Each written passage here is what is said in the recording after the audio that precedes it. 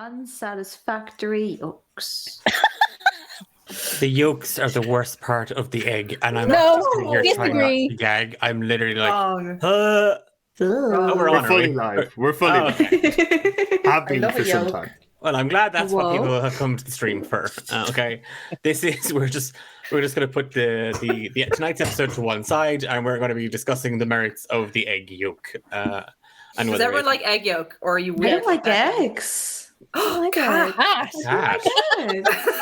No, I didn't. I like the little didn't eggs you can until get in like a year ago, Haribos, so. but not that. I mean, Do you like mini eggs? Chocolate mini eggs? Yes. Okay. But one a year. Just one a year. Just single mini egg. Or a One packet? single mini egg. Okay. Because during Easter time, when they're about, I'm more of like a, wait, no, I'm thinking of mini eggs. Yes, I love Cream mini egg. eggs. I was thinking of a cream egg. Oh yeah, That's a one a year thing. Yeah. Mini eggs just go wild. they're heavy boys. A cream They're egg. the best. Oh, I fucking. I've never had a deviled egg. Chatter talking about Oh, deviled So yeah. eggs. those deviled eggs are savage. Can't eat Cadbury's cream eggs because the danger of the foil.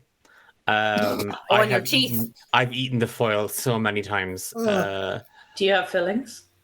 Oh yeah. So You know Is it that? from eating Oh my cream god, eggs? I'm very impressed. No, I know it's about cream eggs now, though. Like, I can't have cream eggs anymore because every time they're out at Easter, they always have a, oh, if you get the white cream egg, you win £1,000. And so all the cream eggs are opened. People go about and they open all the cream eggs and then they just leave them. And then I come along and I'm just like, no, I don't want one anymore. I They're all thought I'm not gonna eat the free cream eggs. No! People's little gabby hands on them. Ugh.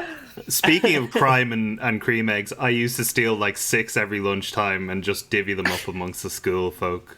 So there you go. I was Steal a them, little James. cream egg Robin James Hood. Harris. Yeah. Oh my God, goodness! wow. I've Okay, learned so someone something clip new that. about We're going James. to the Garda Okay. Síochána. Don't give my full name right after I admit to crime. Oh Please. my god! I'm What's in the statute shock. of limitations on cream egg robbery?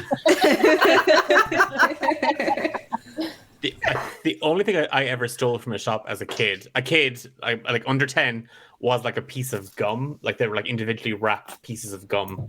And I stole one, and my grandmother beat the living daylights out of me when she found out. Did you still Maybe eat? return it as well. Let She you made eat me it. return it. Like, Oh, because I didn't no. eat it. So Oh. not only did I get a beating, I got shame on top of it. I would have been It's the eating fact it that you didn't mid-beating. even eat it. An Irish And shame. Stealing it, that good old Catholic shame. Yeah, the worst I love kind. it. Of it. That's what inspires me to be a DM, really. Beatings and shame. So, and I just You take take it out on our all of eggs you. this episode, I'll be so Yes. angry. Yes. Okay. I think we're all good. Anybody else anything they want to share about eggs or shoplifting? As no. Okay. Good Okay, we're girl. good. Okay. We've that out of our system. Welcome along to the latest episode of Rise of the Forsaken, and this is Chapter 17, Secrets to the Sea. And there are some new faces in chat this evening for this stream, so welcome along. All the past episodes are available on our YouTube channel.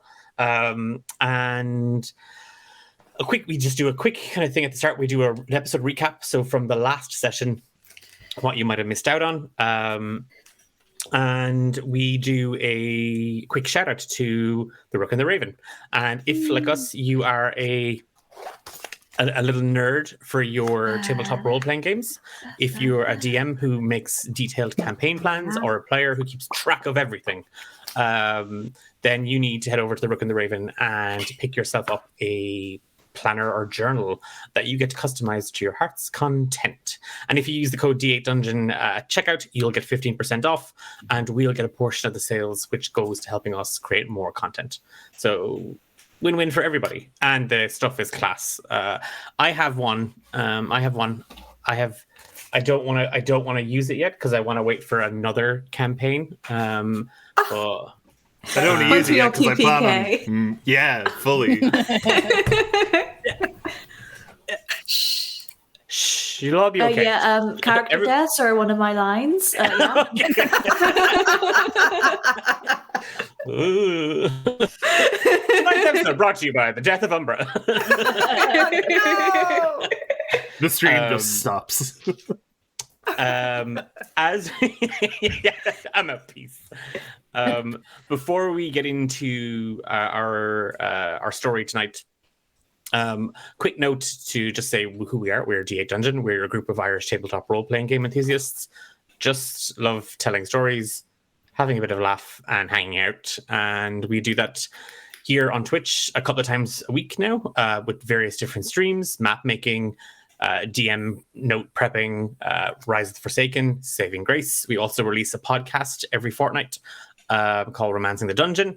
And there's loads of things that's out there that you can do and check out. So if you just give us a follow here on Twitch or over on any social media channels at D8 Dungeon, that'll keep you up to speed to everything. We are organizing a big fundraiser at the end of the month called D8 Dungeon Drive, all in aid of Planned Parenthood. We're going to be looking for players very, very shortly. All proceeds raised are going directly to Planned Parenthood, and we have a truck ton of sponsorship again this year, with people kindly donating prizes to add into the mix. So keep an eye out for that. Again, you'll see it on our socials over the next couple of days. Without further ado, we are getting stuck into the story, and we begin as always with a recap. And our last session's recap was by Nolra, Fiona, and Fiona has rolled. Get ready And- for 10th grade. You're not Fired. You're not wrong. The responsibility falls on her much beloved brother, Regiment. So over to Emma for our episode recap. Yeah, my quick preface. My notes are not as good, so this. They're will- also not your notes. Well, no, I'm going to read mine, and then there might just be a bit at the end that I'll steal from other people. So this will be quick and painful. So we chat with Ellie. She tells us about her sexcapades. We go down the steep steps to the beach to meet a friend, as directed by an 8-year-old. Nora jumps 30 feet from the steps for unknown reasons. Good to look cool. We discuss what to do. Ellie leaves. Nora skims some rocks, but I skim better rocks. Nora and Reggie have a mini heart-to-heart. Oh, The 8-year-old boy brings us to a shipyard to meet our friend. The friend is Targle, and he's wounded. Ronan is there too. She tells us people are here and are looking for us. We discuss a strategy as Ronan tells us to wait in the shipyard and she'll bring us supplies. Diara casts minor illusion to make it look like we're in a pile of debris. Harbour Master Rendell approaches with someone, in brackets, old man.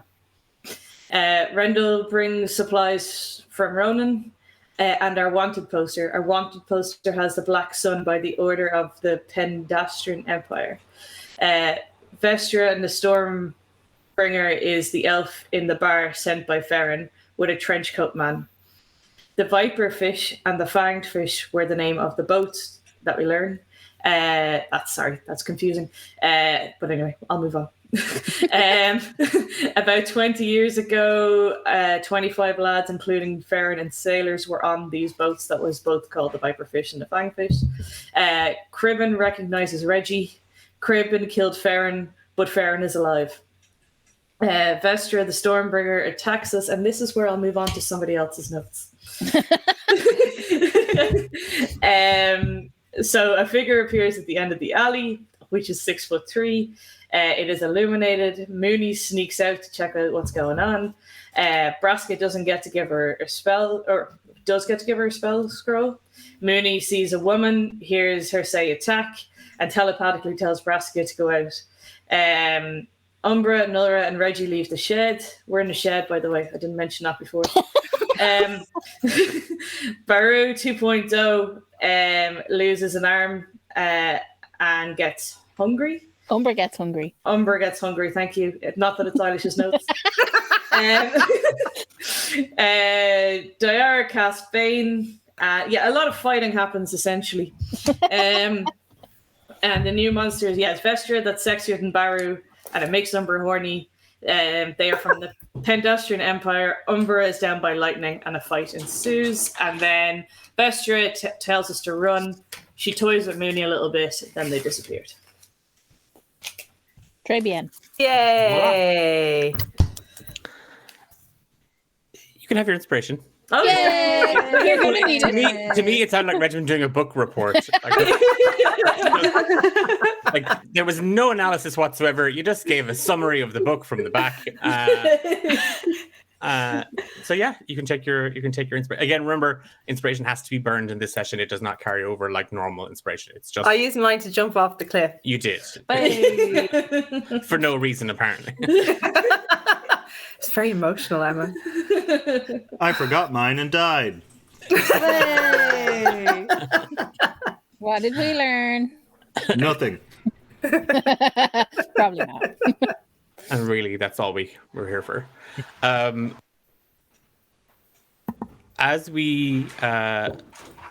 As Regimen's book report kindly painted the picture of where we left things off, we start at that exact moment. All of you watch and hear the roaring sound of thunder and the hiss of lightning as white hot energy just rips through the night air, striking Umbra and sending him flying from the tin roof, crashing into the stacks in the shipyard. Vestra and her golem have vanished. The five of you alongside Grendel and Targal find yourselves standing in the shipyard in the pouring rain as night rolls in. What's everybody doing? And Umbra, give me a death save. Ah, jeez. Diara's gonna immediately like abandon Targal and go to Umbra. That's a nat 1. Oh fuck me! Okay, I'm gonna cast Healing Word. Oh, fuck me. You, Diara, you see Umbra fall, and as he does, you see the stacks of timber, the nets, oars, everything in the shipyard had been piled up, has collapsed in on top of him. Where he fell, he is now buried under it. Oh. You can't see him. Um, You Did know I see where him he fall? is. You've all seen him fall. You all saw him. You literally, it was a horrific sight because it wasn't just he didn't just take a tumble. He was literally blown off the roof with lightning. Okay, I think He's Nola, buried under the rubble. she's going to run and just essentially like pick Diara up, move, and start pulling all the rubble aside, but like obviously in haste, but being also careful and watching out for Umbra at the same time. She doesn't want to crush him. Okay. Give me an athletics check. Anybody helping or Yeah, I'll Well, you help. better, I'll because help. I'm still We're exhausted, helping. so Uh, I'm at disadvantage. and I'm still large, so I feel like I could be more useful, but I'm probably more hasty. Should I just roll one then, Declan? you're just going to be rolling one? Yeah. Yeah, because the advantage, the age you're getting from regiment is cancelling out the disadvantage That from was the a exhaustion. great roll. Was it? 25. Okay.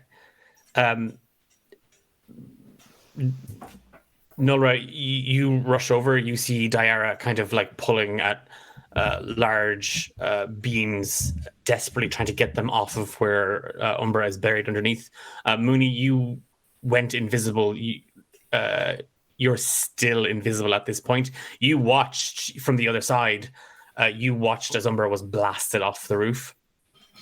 You saw it hit the towers of boats and wood, and then just disappear under it. So it's going to take you your movement to come around if you want to go looking for him.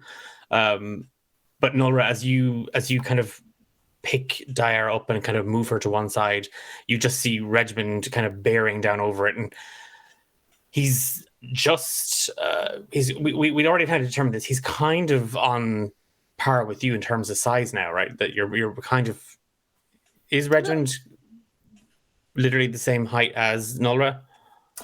I think we worked it out before that he was slightly shorter. Like, okay. On his tippy toes, he's much taller. Yeah. But you, as you go to just lift the first beam up and kind of push the shelf back, you feel the strength in your body just dissipate as the adrenaline from the fight and everything just washes away from you, and that exhaustion takes over, and you feel kind of that burning sensation in your muscles, that overworked strain. And as you kind of feel yourself buckling, you just see Regiment kind of scoops the same beam up, and both of you lift it, and lying there unconscious, you see the very injured form of Umbra. He is utterly unresponsive. Is there any more debris on top of him, or it's clear now? What you've effectively done is you've kind of found a central beam that's kind of like everything is kind of stacked on it. So That Regiment and I are holding up. holding, yes. If they're both holding it, Mooney will like pull him from under his arms out of the debris. Yeah. Targal like just steps in as well and just just keep it, and he's looking at both you, Regiment, and Nulra. Just hold it steady. We'll pull the lad out. It'll be fine. Just hold it. Help him, Targal, please. And as he goes to reach out, Mooney, are you dropping the invisibility at this point, or is he just floating? Oh yeah, it would have been dropped the second I'd cast a spell anyway, so it was gone during combat. You pull, you scoop him under one arm, and Targal kind of takes the other. And as you're pulling him out, you see that Targal seems to be trying to hold Umbra's head and neck as stable as possible. Like he's supporting him. It's not just a yanking grab and see what happens. He's trying to be as careful with him as possible, all while watching the two of you holding up that debris. Umbra is pulled free, but he remains completely and totally unresponsive. Diara, can you? She's just staring, and then she's just gonna kneel down beside him and cast Healing Word. 4.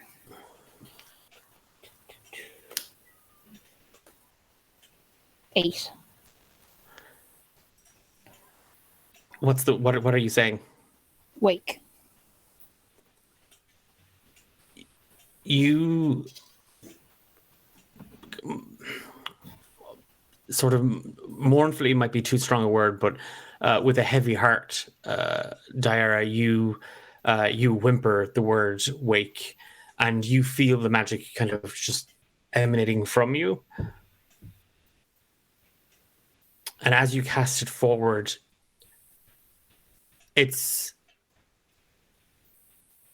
you feel it wash over Umbra. But something's eating the magic. Something else,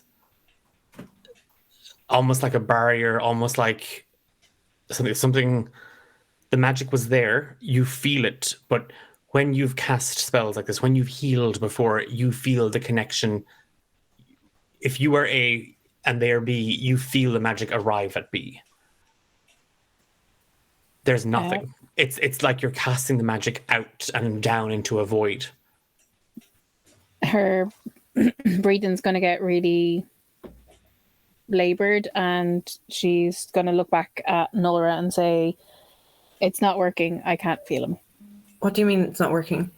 It's not working. It's not working. I don't know. It's not working. Can Minnie use her Firbolg magic and cast Detect Magic and see if she detects anything new? Because obviously, like, Umbra's going to like light up because there's so much magic on him. But is there anything like new there? You, as Diara starts to is crying that it's not working, and Nora is wondering. Mooney, you reach out, just kind of half touching. He's right there. You're not trying to get a full sense of it, and it isn't that you don't detect magic. That's not the issue here. You can feel magic all around you. It just doesn't exist where Umbra is. She's It's going to like feel a gap. like a void. Yeah. She's going to feel his vitals. She's seen people do this before. Is there anything there? You can give me a medicine check. Medicine check. Medicine +4. That's good. 21. There is a very faint pulse as you kind of place a finger just under his jawline and down his neck. You feel a murmur of a pulse. He's got a pulse. That's a good thing. And she's going to reach into your bag and find some spare good berries from earlier the day and just try and like press them into his lip. Why This isn't he might waking help. up? I don't know. Maybe he's just really hungry. I assume are Reginald and I still holding the bar, or can Yeah. we put it down? Yeah, if you want to put it down at this point, yeah, because you I would like to put this down now. Yeah, we'll lower it carefully. No. Gonna shove berries in his mouth. A little beaver or whatever has berries in their cheeks. You, in the same way I described it for Diara, you feel the magic in the good berries in your hand. You know they're there. You feel it. Both the physical berry itself and the arcane energy around it. As you place them towards Umbra's lips, the magic, it literally feels like it just drops and falls away. No. Can I try message? Yep. Targol is just kind of like, if you want, what do you want to say in message? As Targol's kind of looking back at everybody to see what we're going to do. Just she's gonna like just lean down and be like, "You can't leave me. Please come back."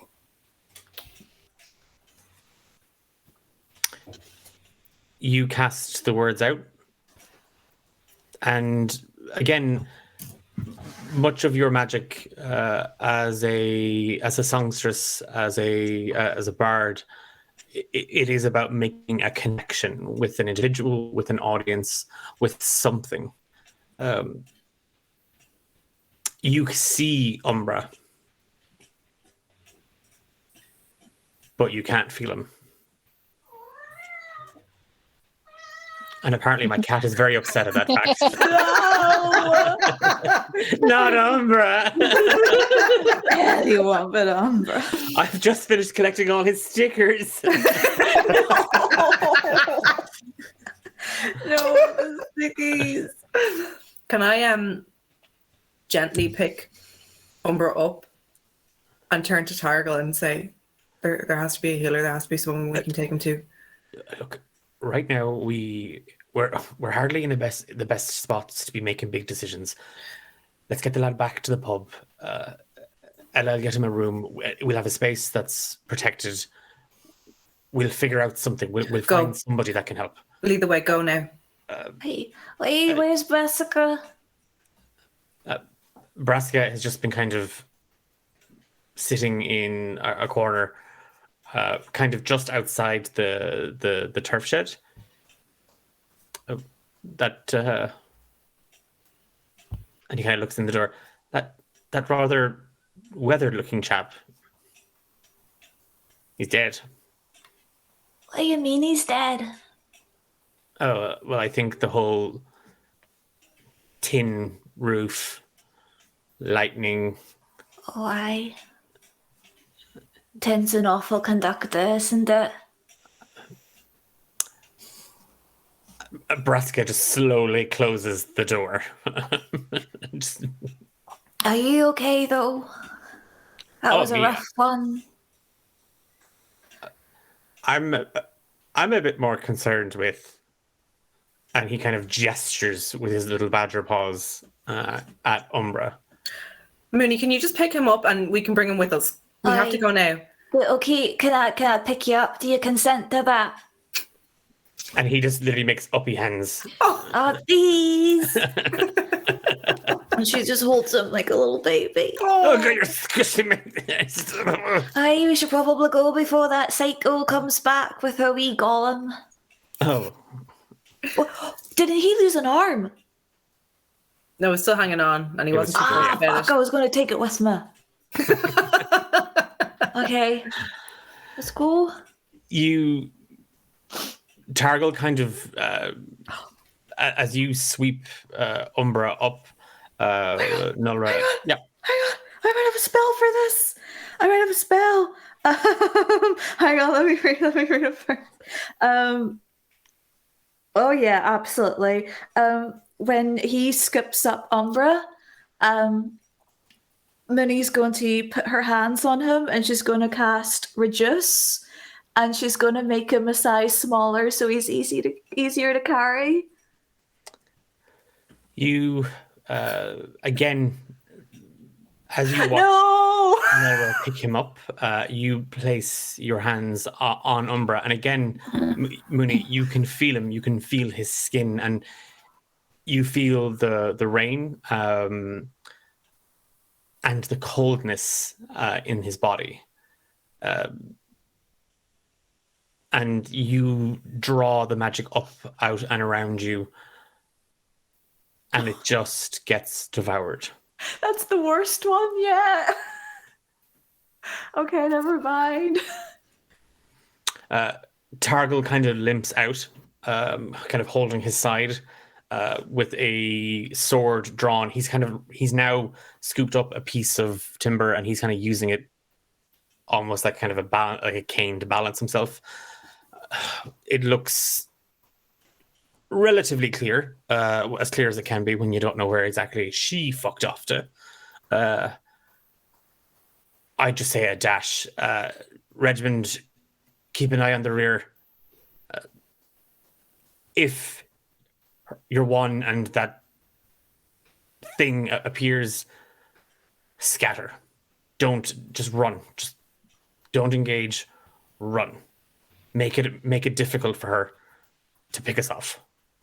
Where will Okay. we meet you? Keep an eye in the rear. Run. At the pub? We'll if we're separated, we'll meet at the pub. And he walks off. He's kind of walking at a pace. He's not bolting it, but he's trying as quickly as he can walk in his current state. He's heading back along the docks and up into the main street of Cashlon. Is there anything any of you are doing at this point? I'll just be walking, holding Following. Umbra and like talking to him. Remember that time you tried to jump across the river on the rock and you slipped and you split your head open and we all thought you were dead, but then Mom said you weren't dead and then we all cried a lot and then we were okay. Can you not do that again and please wake up soon? Thanks, Umbra. Umbra, please. And she's just gonna quicken her pace and keep muttering to him and walking faster. Anybody else? Just following close behind with Brassica, keeping an eye out for that woman. Yeah, Diara's just going to be walking on the other side of the makeshift stretcher. That is Nulra's arms.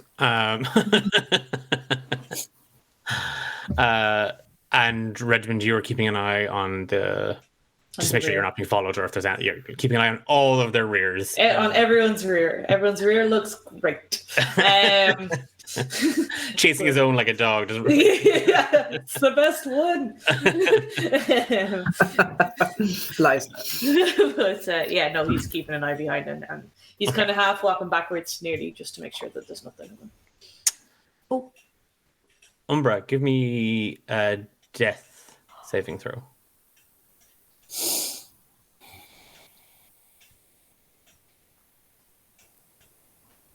Nine. Oh, fuck Oh no, off. James. Oh my god. Okay. You, Nolra, as you're carrying Umbra, you feel again it's continuing to rain down on everybody, and as Targul leads the group back towards the tavern and the safety that it may or may not offer, the fortification that it definitely doesn't have, but it's the one safe space that you know in Cashlon, and Rendell is following as quietly and as meekly as possible. The harbour master is keeping an eye out for himself, and you can see the lights of the tavern just at the top of the road at the square. And Targul makes a burst for the door, and it's swung open, and all of you see Ella kind of half standing there, like ushering for you to come in. And Ella, you feel Umbra shivering in your hands. I'm gonna start running, and I'm gonna shout back at the others, hurry, hurry, please hurry now, and get him into the door and over to Ella. Ella, please. He's shivering. Please do something. Is it questions later? Questions later. Get the lad upstairs. We'll get some hot towels. We'll get blankets. We'll just get him upstairs. And she's kind of shooing me. Yeah, I'll be up. I'm straight up to wherever she directs. She just kind of points straight up to the back of the tavern, the same stairs that you had clambered up, and a fair amount of the town have actually kind of gathered. As quietly as they were trying to be about keeping the whole, it's a Cashlon word gets around pretty quickly, and people saw things. Oliver basically is a gossip, little messenger boy, and Ella has told a few people about the strangers as well. So people are kind of half expecting to be here to kind of get a gawk at you, but seeing the state you rush in, there's just this heavy silence in the tavern.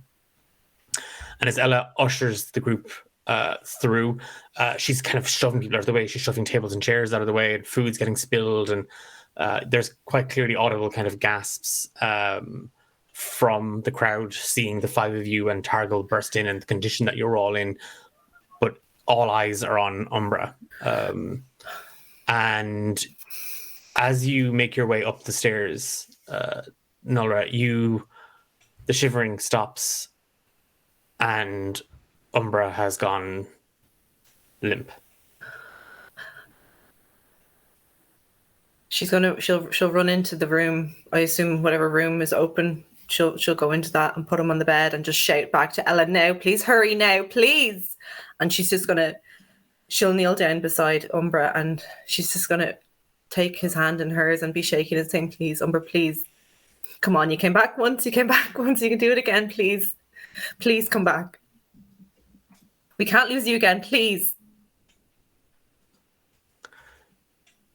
You don't, as you lay him on the bed, and the rest of you kind of rush in behind and around Nolra.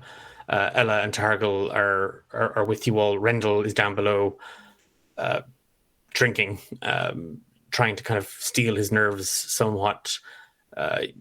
You hear Nolra calling out to Umbra. There's still no response. There's no reaction at all. Is everyone in the room with us? Ella's here now. Ella, Targul, and the group. Ella, Diara, please. Please. And she's like reluctantly will like let go of his hand and step back because she knows she's useless now. Please do something, please. He's gone limp. He's gone cold. Diara's just standing, staring at him helplessly because she feels like he's already gone. Brassica, you gotta be able to do something.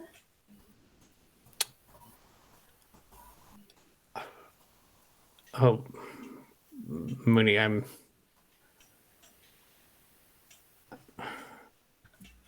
this is a little outside of my expertise. I can't do anything. There's nothing I can do. Ella? She kind of moves over, and she half crouches down by the bed, and she reaches for Umbra's arm, and she takes him by the wrist. And Mooney, it's what you had seen Mrs. Sapras do a couple of times, just kind of trying to teach you all a little bit of basic first aid. But she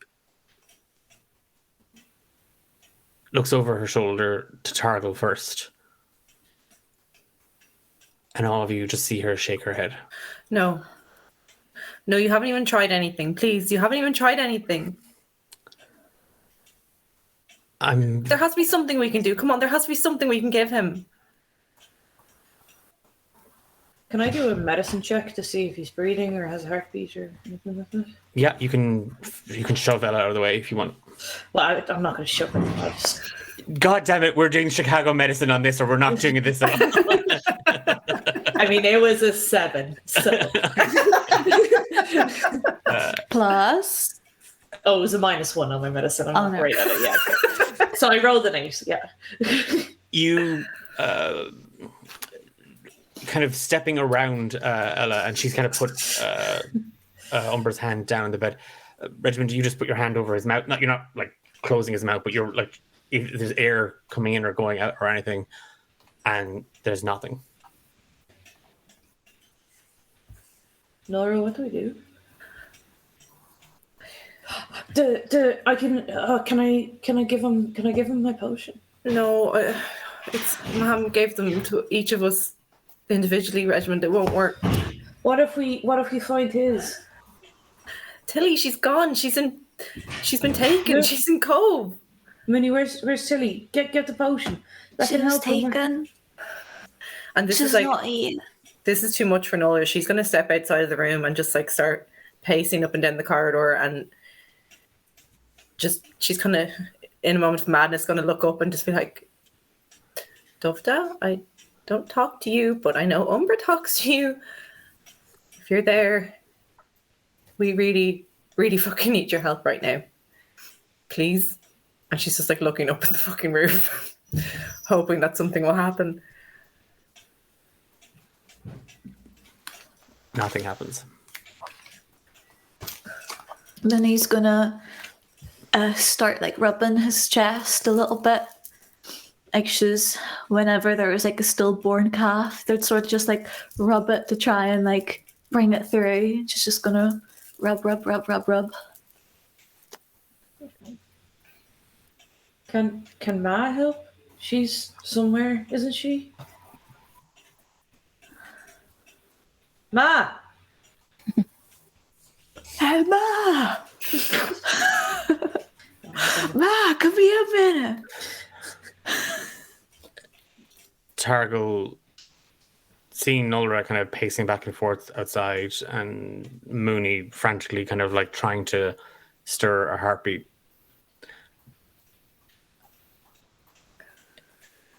It's not easy. I'm very, very sorry. Targle, shut up. He's not gone yet. Get out if you can't help. If you're not going to help, get out. Ella takes him by the hand and just leads him out the door, kind of squeezing past Nolra. Fucking useless shit. Diara's just going to walk over and put her hand on his chest.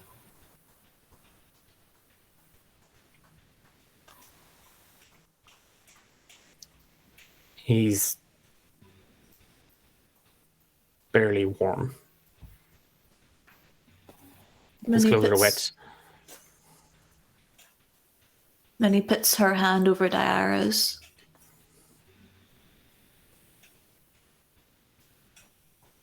Doesn't say anything.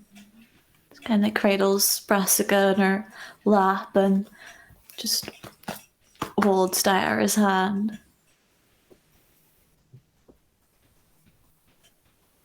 Diara's going to reach her hand out for Reggie. He'll put his hand in yours. Nora. Got space for one more? Nora's just gonna look pleadingly at Targle in the eye, and she's gonna say something, but the words don't come. So she'll walk in beside them and kneel down beside the others and put her hand on the little family pile of hands, and just one more time try. Come on, Umbra. We're all here. We're all waiting. You're making us worry. And I know you hate doing that. And I'm really sorry that we gave out to you for not bringing the whiskey. I promise. I don't if you even come back, like tea. She doesn't even like the tea. So if you come back now, we'll just let that one slide, okay? Come on, Umbra.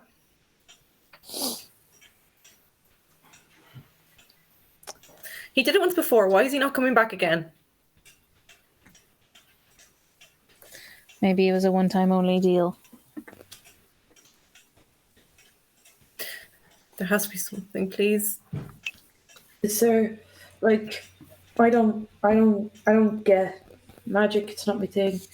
But like, is there a way we can just quickly get to Cove, find Tilly? Like, I really think this potion could do something. Rajman, he said you died. He said you went over the ship and you died, but you didn't. What happened?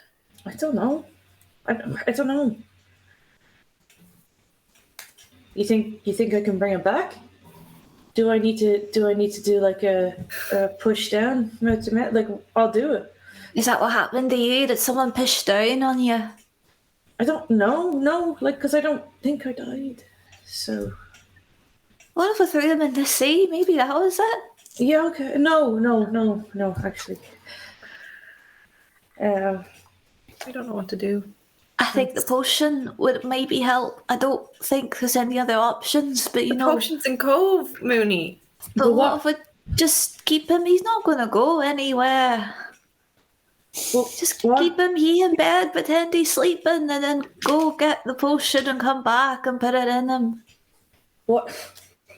We'd have to do it really fast, though, because rigor mortis is a bitch. Sure is. It sure is. If you're with us, he gets it quicker. Yeah, but I mean, what about Farron, right? I know he's a dick.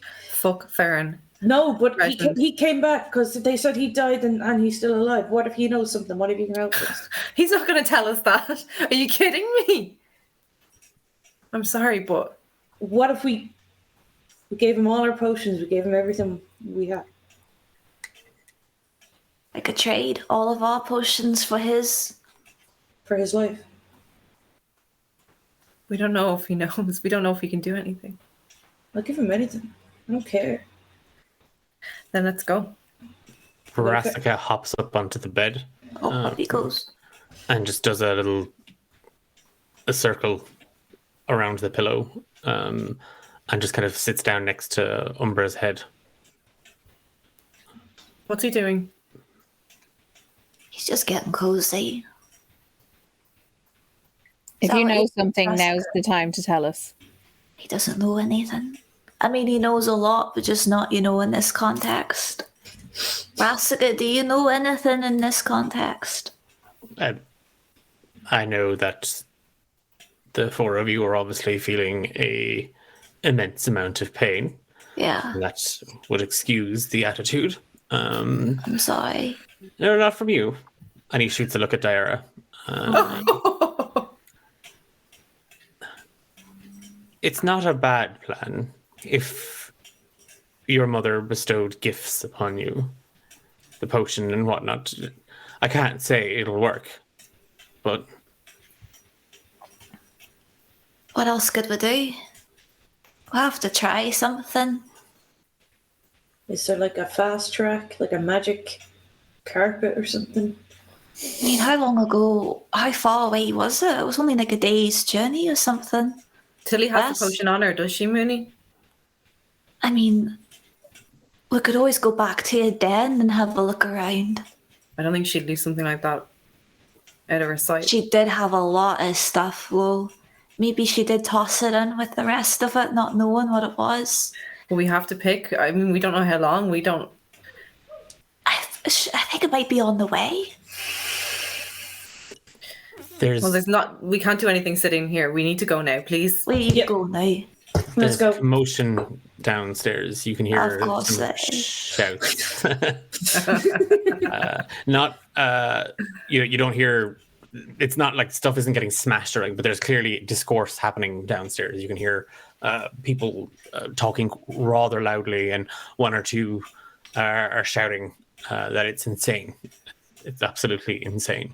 That's the one voice you hear very, very clearly is a man shouting that it's an absolutely insane idea.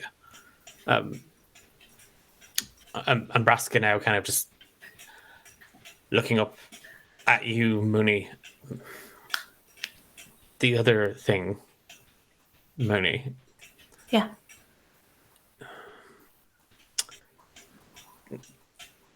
and he shifts a little bit. You know me. I don't tend to mince my words. You might have to face the possibility that he is gone. Well, that's the standard right now. I'm sort of more facing the possibility that we might be able to bring him back and just settle in for now that he is gone. I mean, that's been our sort of luck recently, hasn't it? And he looks at Nulra.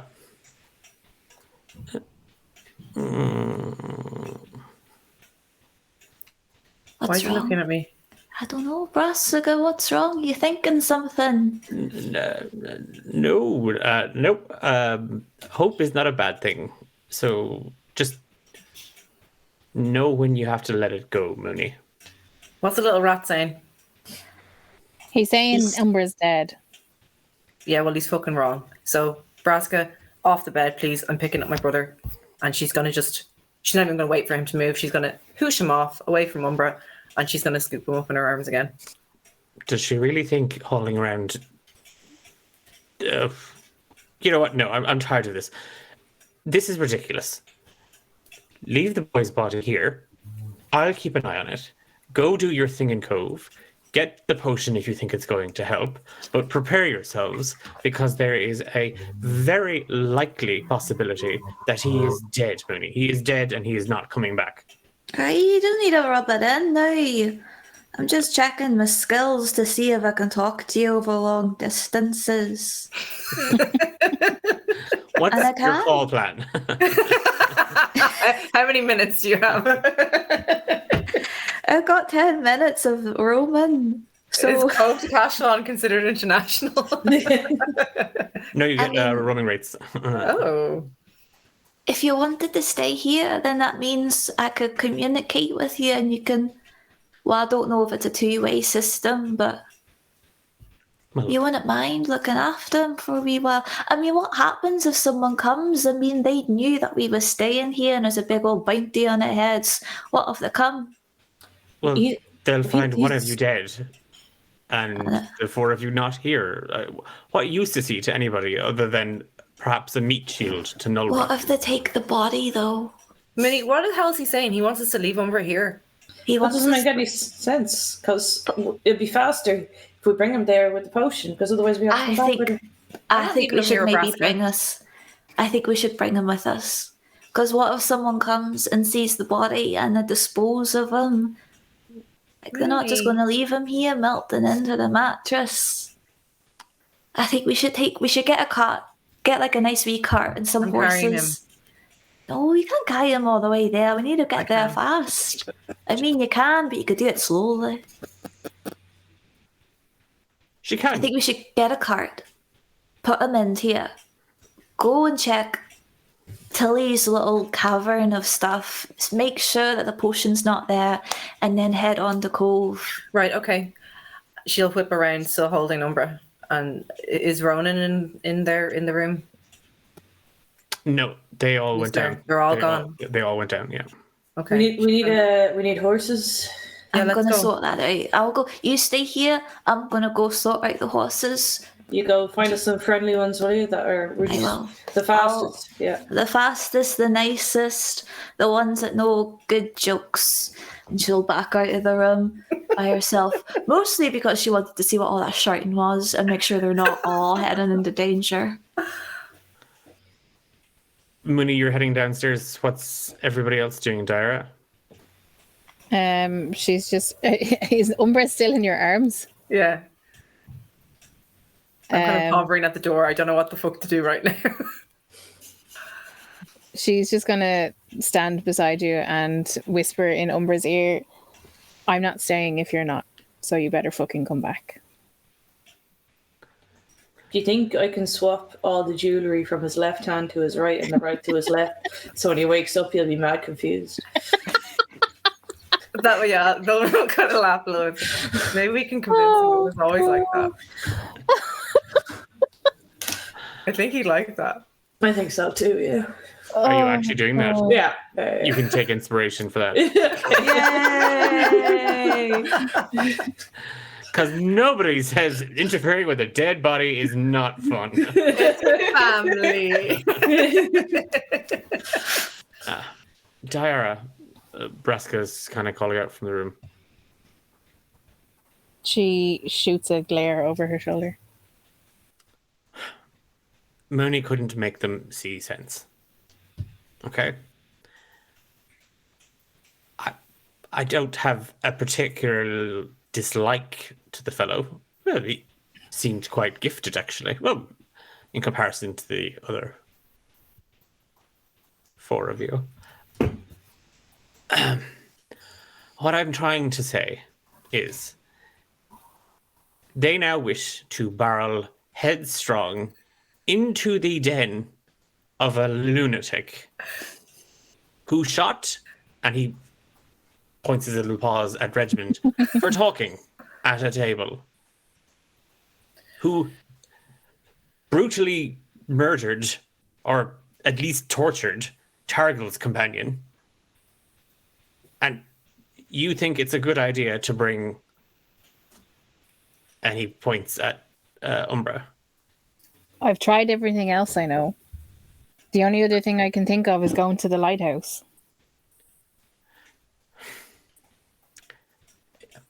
I realize emotions are running amok. Hormones and puberty and all that mixed in with grief. It's not a good cocktail. I appreciate that. But you need to think rationally about this. And if Mooney won't see sense and make them see sense, you have to. Umbra the wouldn't want alternative? you to charge recklessly into Cove and risk your own lives, I assume.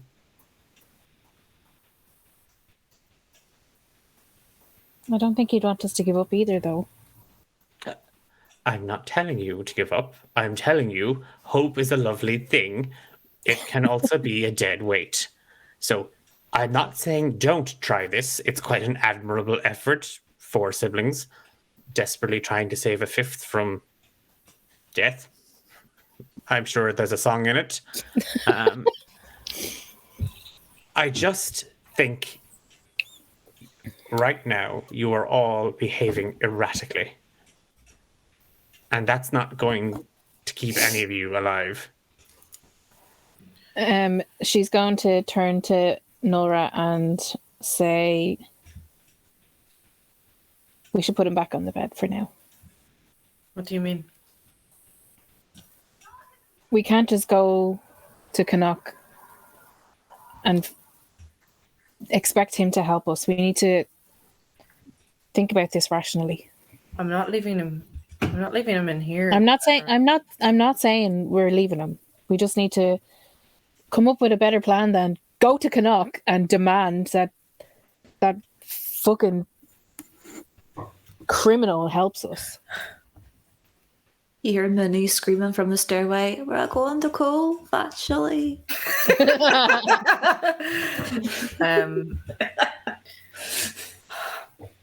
Nora's gonna just. Normally she'd like just let herself go full freak out, but she's still holding number, so she's just gonna stamp her foot a little bit and just say, I like the thing that she's holding him, and she's like, "What are you talking about?" And his arm, and she just like Improvised weapon. holding him by the top knot. Whoa. Carol Redmond is trying to slot the rings on. No, she's just gonna. Fuck. I guess I'm right. Well, you know I'm right, so... Oh, his voice is so fucking irritating. I don't even know what he's saying. It goes through my head. Tell him to shut up, Diara. I don't need to. He knows what you're saying. You are right. I just don't want to leave him. We're not going to leave him. We're going to fix this. We need to find somewhere safe to put him. I'm not leaving him here. Where's safe? There's nowhere safe here. The No, lighthouse. The lighthouse? With the man? Nobody goes up there. With Can the we man trust and the Ella? book? Ella. I trust her. I'm just going to like make direct eye contact with Diara and say, "Are you sure? It's the last place I saw Mom. Are you sure?" I'm sure. Mooney, Hi. as you kind of drift slowly out of this conversation downstairs into the tavern floor, there's a few more people here. The place is packed to the rafters, and you see Ella behind the bar and Targal kind of propped up against it. And as you come down, you just hear that shouting continue, and Targal's voice just booms across, and those of you upstairs all hear it as well. As enough. Something has to be done about that man. Which It's man are gone. you talking about? And everybody turns to look at you, Mooney. Oh, hello. Ferrin. Aye. Mooney, That's what they- I've been saying the whole time.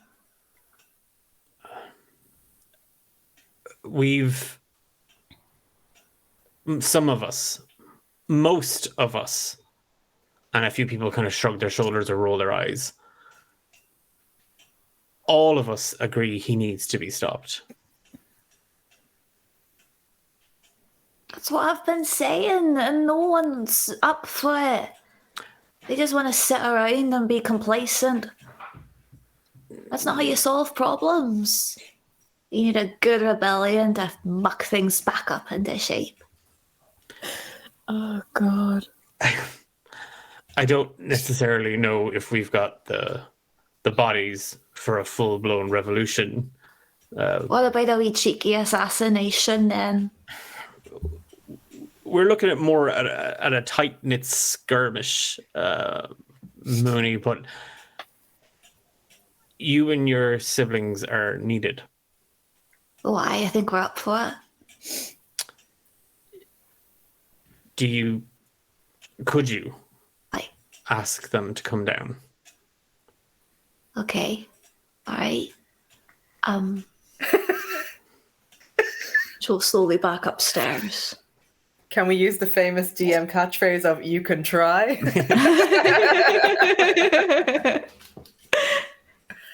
Okay, she goes back into the room. Okay, hi. I think the rebellion might be on, but it's a smaller scale.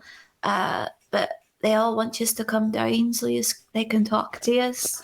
Minnie, we sent you to get horses, not start a rebellion. I know, but I No, can't Regiment. help myself. We've nixed the horses, Mooney. What did you do to a horse? No, What? everyone, shut up! Just shut up for a second. Mooney, if we've all talked, and if you're okay with it, we're gonna leave Umbra with Ella. Okay. Do you think that's okay? At the lighthouse, I think that actually would be a good idea. And then He we won't go. be found there. That was my concern, that if we leave him here, the body takers might come and, take the body.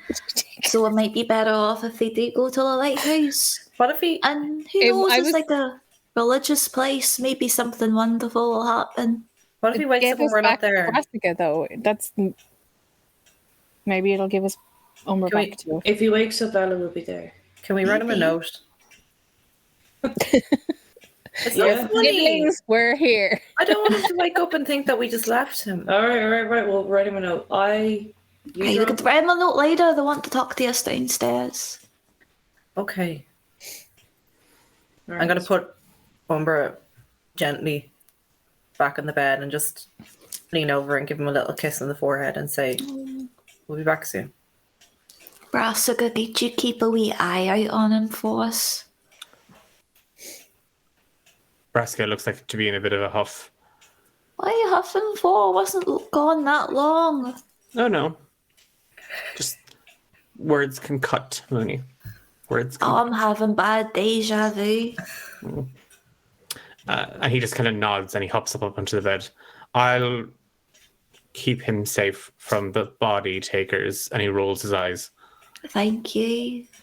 I'll bring you Right. back something tasty. Scone. Okay, Scott. A drizzling of sugar on it. All right. Some honey Honey butter. jam. All right. No. Honey butter. Oh, Honey butter. honey butter. All right. Okay, And two everyone. rashers. 2 hashes.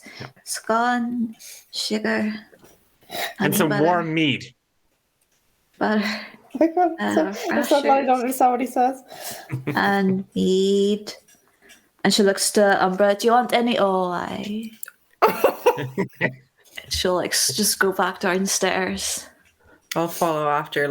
I'll just throw a glance back over at Umbra and then steel myself and walk downstairs to the shit show. Is everybody following suit? Yeah, Diara's just gonna walk over and scratch behind Brassica's ear and just say, "I'm sorry. Thank you." Oh.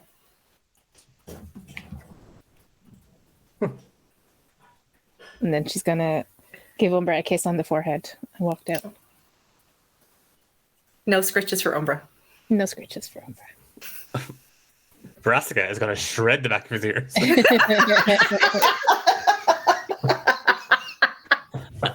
Don't you fucking dare. What, he always had those piercings. Regiment is going to shake Umbra's hand. Oh. And leave. Oh, Regiment. Oh God. The four of you leave kind of one after the other and head downstairs, and Mooney kind of guiding everybody back down. As you make it down, all of you hear the door of the tavern open and a howling wind outside, and the door shuts with a bang. He's here now. We'll talk to the four of them. And then Targil sees the four of you coming down. We have a plan. I don't know how much your sister told you, but if anything comes of this, we'll at least take out Farron. Okay. What's the plan? Is it a skirmish? Close. There's a proposal on the table. The four of you obviously need to agree to it. You are a part of it, but it's not without its flaws, as we've all, and he kind of looks around, noted. You were tasked by Ferrin to retrieve the old Harbour Master's logs, correct? Mm-hmm. Rendell kind of maneuvers around to the bar. I've been strong-armed into actually giving you the book. Good. Hand it over. It's yours. And he puts it on the bar and he just slides it across to Targo.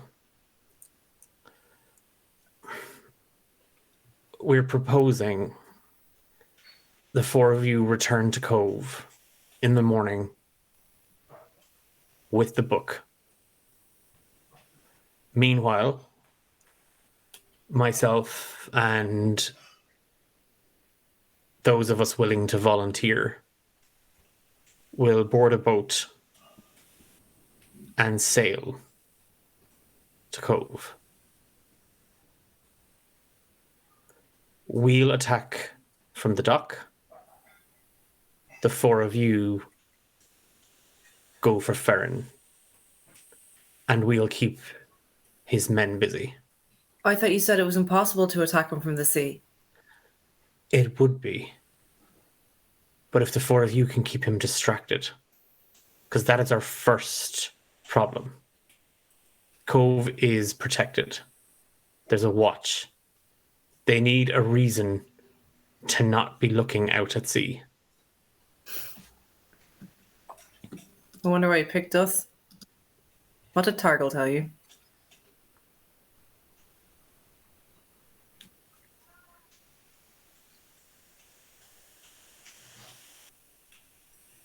Never mind. We'll do it. I assume we'll do it. And she's going to look back over her shoulder. And normally in a situation like this, Nolara would defer to Umbra, being the smartest of the family. So her eyes kind of flip between the three remaining siblings and land on Mooney and say, what do you think? Poor Diara. I mean, if we cut off the head of the snake, if we can kill him, then maybe the rest of them will surrender. I'm game. Cribben couldn't kill him. What makes you think you can? Cribben was only one person. We're 5. Oh, no, wait, no. We're 4. No, we're 4. Well, we're 4 very good ones, you know? I'm alright. Yeah. I like our odds against the 1. Mm. Diara? Fine. I'll go where you guys go.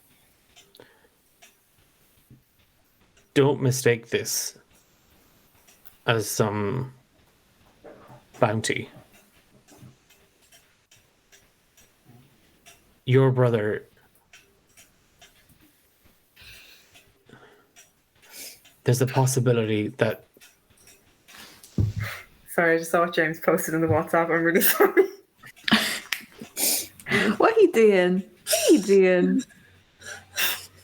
What are you doing? It's a little rat funeral.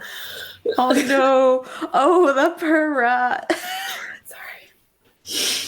There's a very real possibility that more of you may not come back. Well,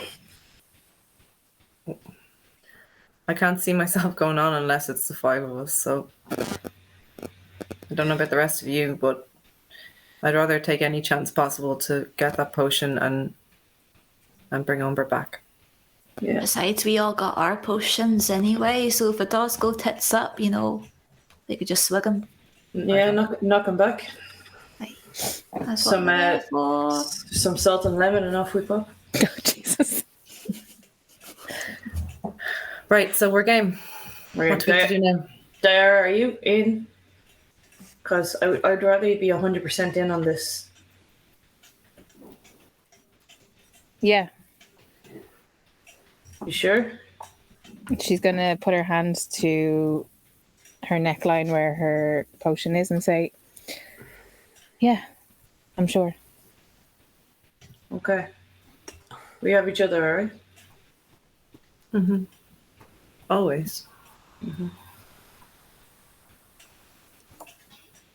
We need a safe space for Umber while we're gone, though. We were thinking the lighthouse, she says very quietly. Ronan just kind of looks. You can. Your brother's body will be safe here. No, Are you sure? we'd rather the lighthouse run, and we talked about it. Please. Ella just kind of pipes up. Yeah, no, sure, leave him there. The gulls can have him. Ella. It's an open tower. I mean, sure, you can store the body up there. You know what? Maybe he is not a bad idea.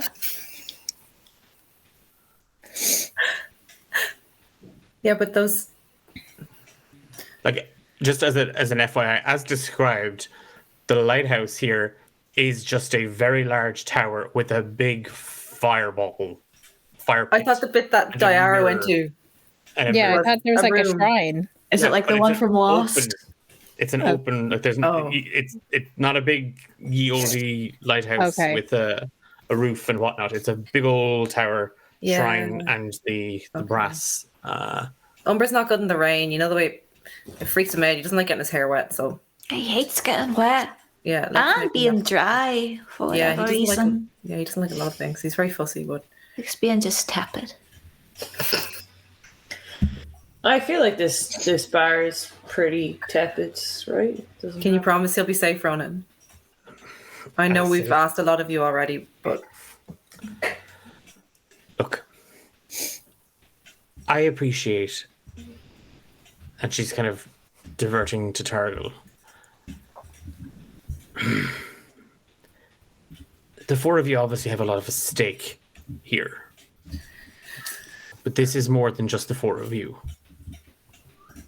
There are real people in that village that have lived under his tyranny for long enough. So you can do this for your brother, you can do this for yourselves. That's fine. But the four of you need to realize we get one shot at this. If Farron gets away, if Farron gets the upper hand, there won't be a cove. There won't be a Cashlon left to stand up against him. This is Well- it. we best not let that happen then. Is there anyone there that you need us to look out for? For you, I mean. Someone to keep safe.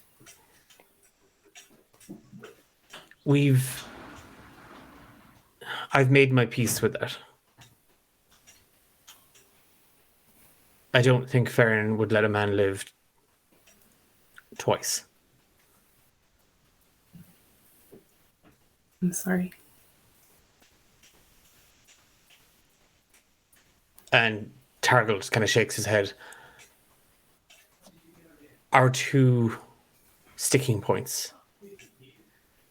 We need to keep them distracted.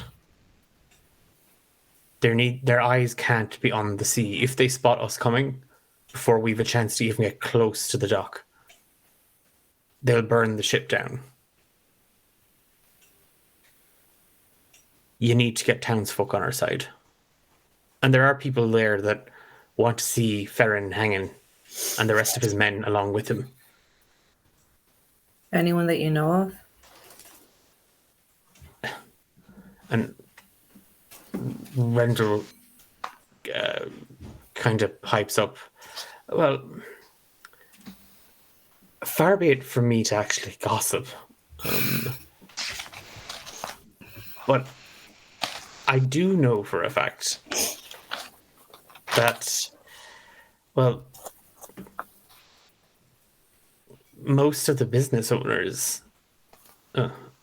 my counterpart in Cove, Dolan, his sister, she runs the general store. And Ella kind of takes, she kind of ducks under the bar, and she's pulled out like a satchel of kind of your belongings. She kind of started to wash everything and kind of like give everything a bit of a treat. There's also this. And on one of the bedrolls, there's just help us. Cove needs you written on it. Oh, fuck. And just out of game, that's actually been written there since chapter 12. It's just That was that couple that gave us the stuff. Yes, yeah. That's but you didn't inspect them, you didn't use them, so We just don't get to rest. We never rest. We're too busy going on adventures and dying.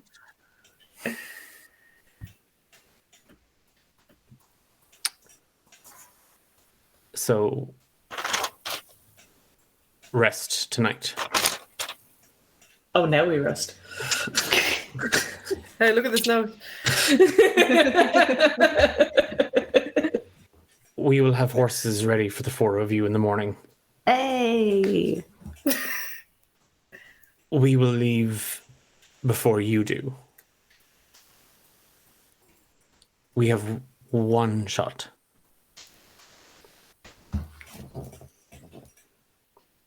It took Let's make it every work. ounce of my body to not start singing Hamilton.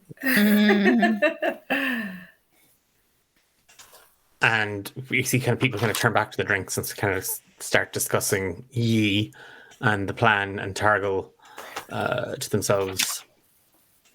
Can I go up to Targal and just say to him, are you going on that boat? Why wouldn't I be? Do you remember what you did to me the first time that we met? And she's just going to hold up her hand. He nods his head. You reckon you can be as good of a shot from a boat?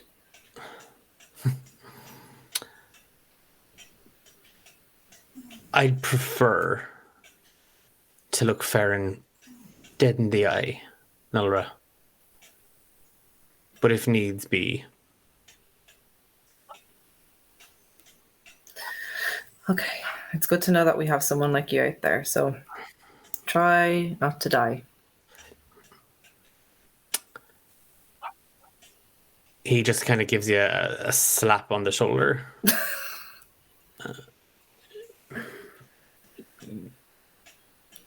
Take care of each other. And Nora,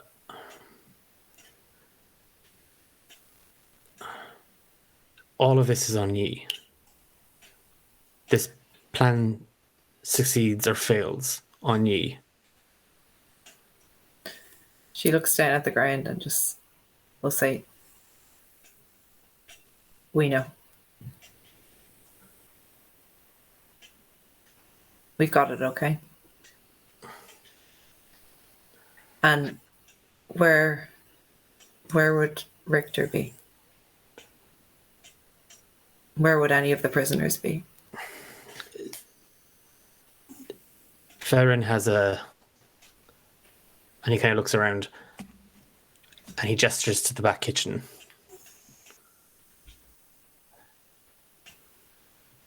And he moves in.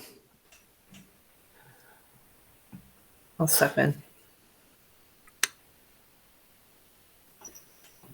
Farron has made use of the mayor's mansion. He's kind of converted it into his own little chamber of horrors. The basement, it's a cell. if Richter, if he's alive, he's there.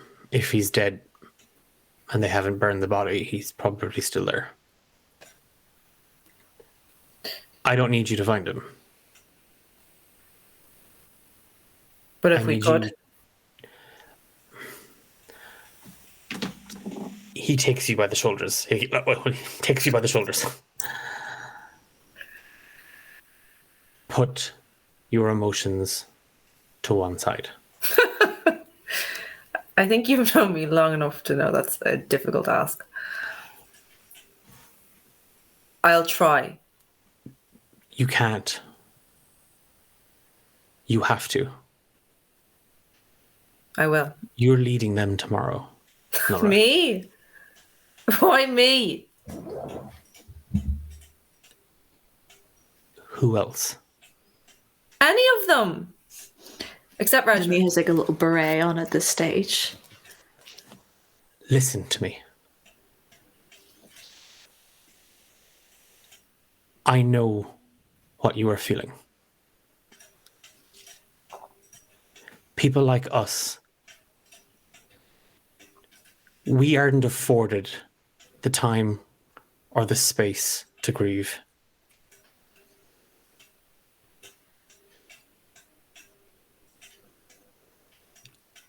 This is on you.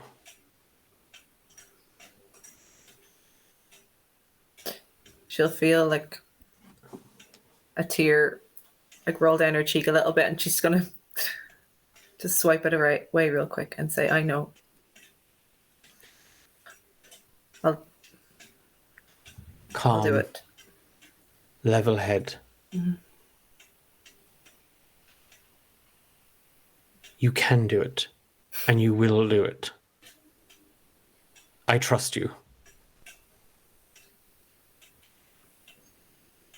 Okay. Okay. See you tomorrow then. We'll part in the morning. I would suggest you and your siblings have something to eat and retire for the night. You'll have the journey in the morning to figure things out, but it goes without saying, Nora. Don't fucking trust Farron. And don't turn your back on him. For once, I'm not going to argue back at you. See? Already growing. Good night, Targle. She's gonna He get he out. lets you. Get out. Before she says something she regrets. Diara, Moni, Regiment, is there anything either of you would like to do at this point before retiring? Oh, she's going to get everything that Brassica had asked for. The scone, the sugared scone with honey butter, rashers, and a pint of mead. Don't forget your dress. Oh, and my dress. Ronan kind of she fetches you the food and the cup of warm mead, the odd pairing that it is. She doesn't question it, and she does. She hands you back your dress, Mooney. It's been cleaned and repaired. There's anything that was kind of torn or ripped, she's sort of stitched in, and it's a kind of a little kind of cross stitching of like little petals, like it just looks like little flower petals. So it's flicks of different colors in it. She hands you the food on a tray, and then watches you saunter upstairs with it, kind of the dress folded over one arm. Diara, Regiment. Is the barman there that was working the double shifts that night? The tiefling. He's not behind the counter. He's he was set in with the crowd, and he's sat down with a group of other kind of young people. Get some, Regiment. Get some. Oh, I think Regiment's a bit too intimidated if he's with his friends. But he's gonna kind of walk near-ish and maybe direct it towards Mooney or Diara, whoever's closest, and be like, so that's it. We're in charge of leading this rebellion. Can't do it without us, can they?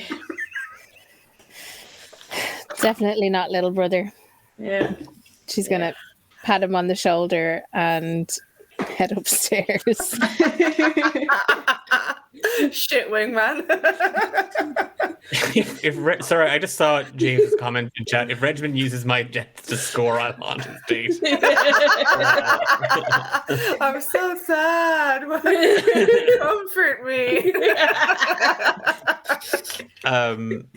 Yeah, he kind of seeing kind of Diara just kind of pat you on the shoulder and walk off. He finishes his mug of ale and just kind of looks at you.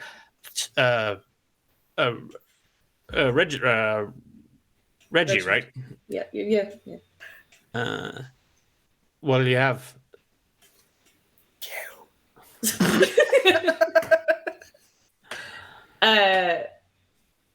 Oh, clear head, obviously. You know. Yeah. I was just gonna say I really need to have my stuff together for the morning, but yeah. Listen, I'm gonna retire and get myself rested. But good to see you again. Sure thing. Are you a captain now? If you're leading the, some might call me that. Yeah. You are so lucky I've gone upstairs. Admiral Butthead. I'm quite the seaman. Okay. Well, then he stands up and he kind of goes to shake your hand and then do a weird half handshake salute thing. He'll shake his hand and just be like, I'll be fine, don't worry. I grew up in a boat. Now, I'm asking out of game. Yeah. So he's going to take the opportunity, if you're comfortable with it, to give you a really swift peck. Like it's not a full. It's like he's not dipping you back. It's not a dip and then screwing up into your arms kind of thing. Oh my god, man! Oh my god! Yeah. Are you okay? Yeah. As you kind of take his hand, he pulls you in for a hug. Like he just gives you a hug, and it's that weird thing of he didn't think about it, but he just literally he kisses you. Like it's just a very quick kiss, and then he kind of pulls back. He has gone beetroot red, like his cheeks are glowing. That was the ale. I'm very sorry. No,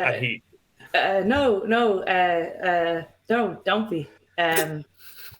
And he's just as red.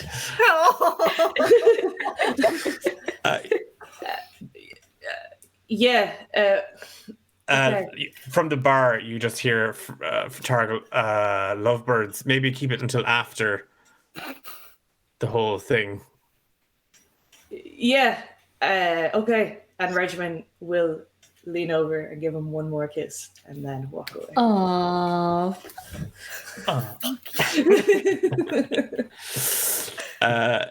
Yeah, the first one being kind of a quick peck, just kind of like, are we cool? Are we cool with this? Because otherwise that was just a bro kiss. That was just a big bro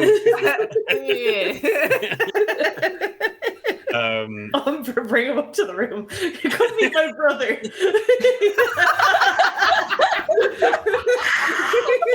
Oh my god. And on that note, Sorry, Declan. you're all taking you all take the evening to kind of collect your thoughts, your belongings. Sorry, look at Mossy's comment in chat. Oh, look, convenient body pillow. Oh no! Okay, Mossy, you can let your DM know that you have inspiration for that comment. That's the GM from. No, that's not a bannable comment.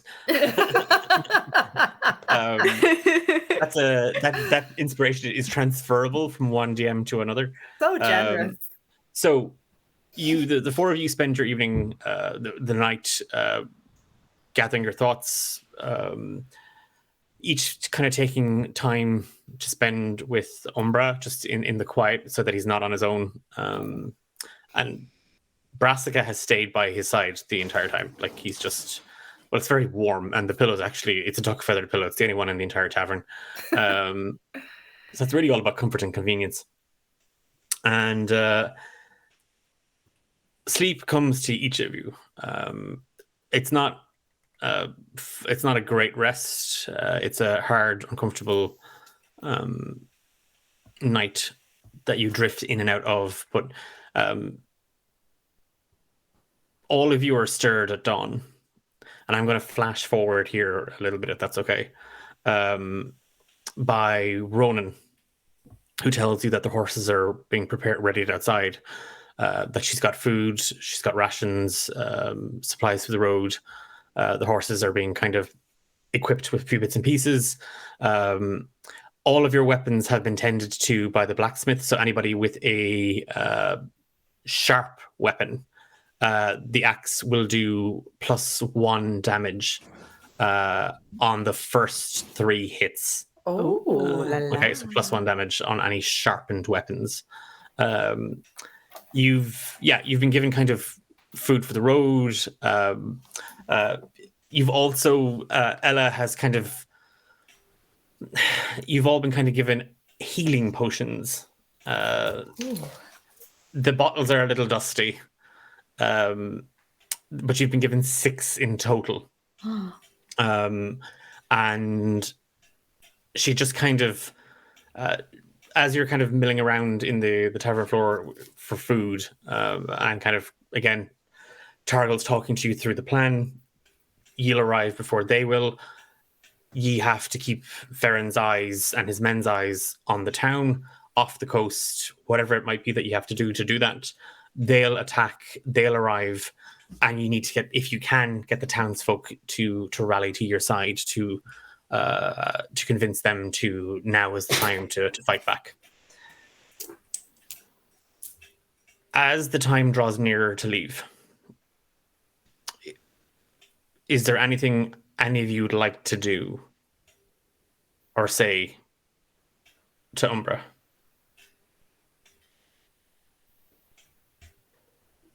Minnie's not really going to say anything. She's just going to give his hand a wee squeeze and lean over and give his cheek a wee kiss. Be back real soon, okay? So don't be going anywhere. Love you, bye. Nora will go up and kneel down beside him and tuck him in. Remember, he tried to tuck her in and he failed. She's going to tuck him in real well. Okay, give me a roll of a d20. Oh, fuck's sake. A 4. Okay, you don't tuck him in well at all. You've actually popped the sheet up and everything. Like, you've actually, the bed's a bit worse.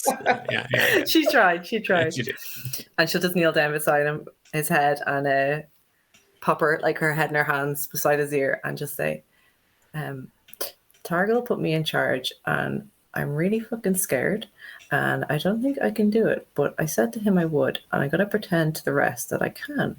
So I'm just going to imagine that you're there beside me and you're giving me that look that you give me when I do something wrong, and that will make me not do anything wrong. And I promise I will try and behave myself. Okay? And if you're up there watching, I hope I make you proud. But you better come back. Okay? We're going to make sure you come back. And she's just going to place her hand over his and and step back. Richmond Dyer. Yeah, Regimen will kind of just lean down beside him and speak really softly because he doesn't really want the others to hear. But he'll just I say, think we'd give you room. okay. I was expecting the rest of that from you guys. You just assumed that we were I like, what? Yeah, so he'll lean down and be like, I know we're really different. We don't always get on, and I piss you off most of the time, and you kind of think I'm a little gross and all that. But I would never want another brother that's any different than you. I miss you loads, pal. I don't know how we're going to do this without you. But we'll see you soon. And he'll leave.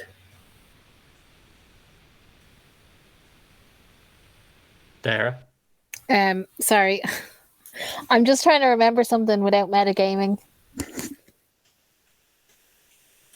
His name is James. He plays Umbra. Right, not Rat Boy. No. Okay, I'm just going to ask. When we were at the house and Umbra had a little snacky snack on Baru, I know Diara saw him, but did she see him? I can't remember if she saw him drink the blood.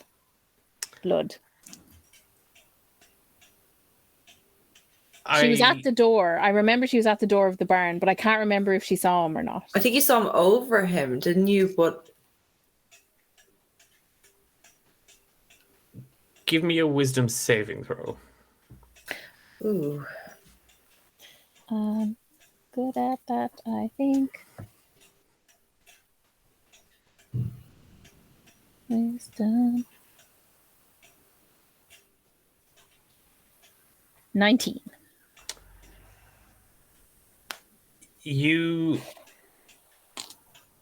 watch as the others kind of move in and out of the room, Diara, and they've all kind of they're all downstairs, and it's finally your time to go up and say something to Umbra. And as you move up the stairs and you can feel the boards underfoot creaking, you hear the sound.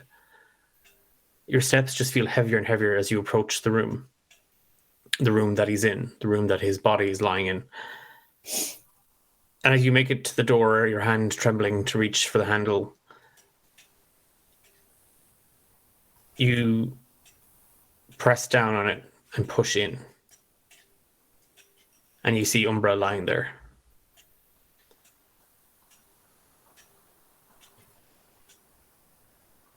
And for some reason, you're not 100% certain why. You remember a couple of nights, a couple of days. Hell, it's impossible to tell how long it's been. So much has happened in the last few weeks. It's a blur. But as you look at him lying there,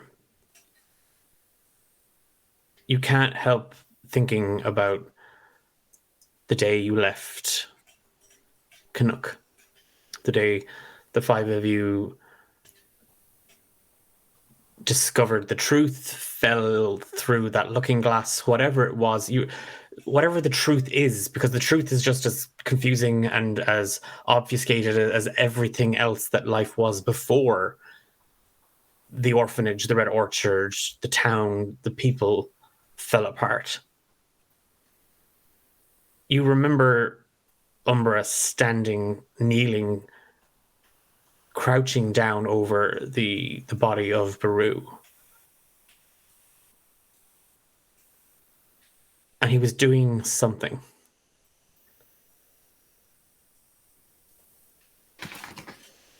But you can't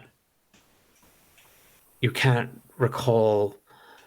It looked as if he was eating or drinking something, but it wasn't blood.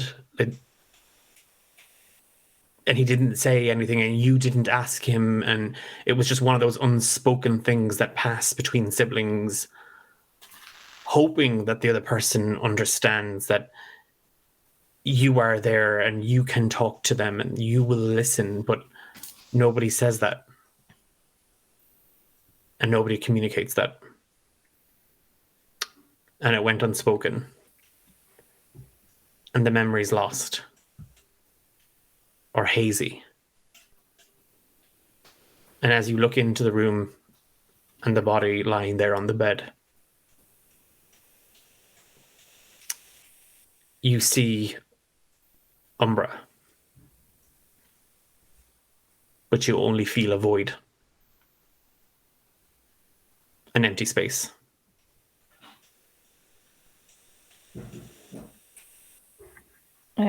She's just gonna sigh and shake her head and close the door again.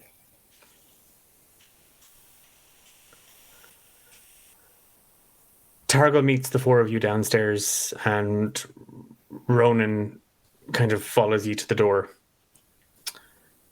She gives you assurances that she'll look after Umbra and Brassica.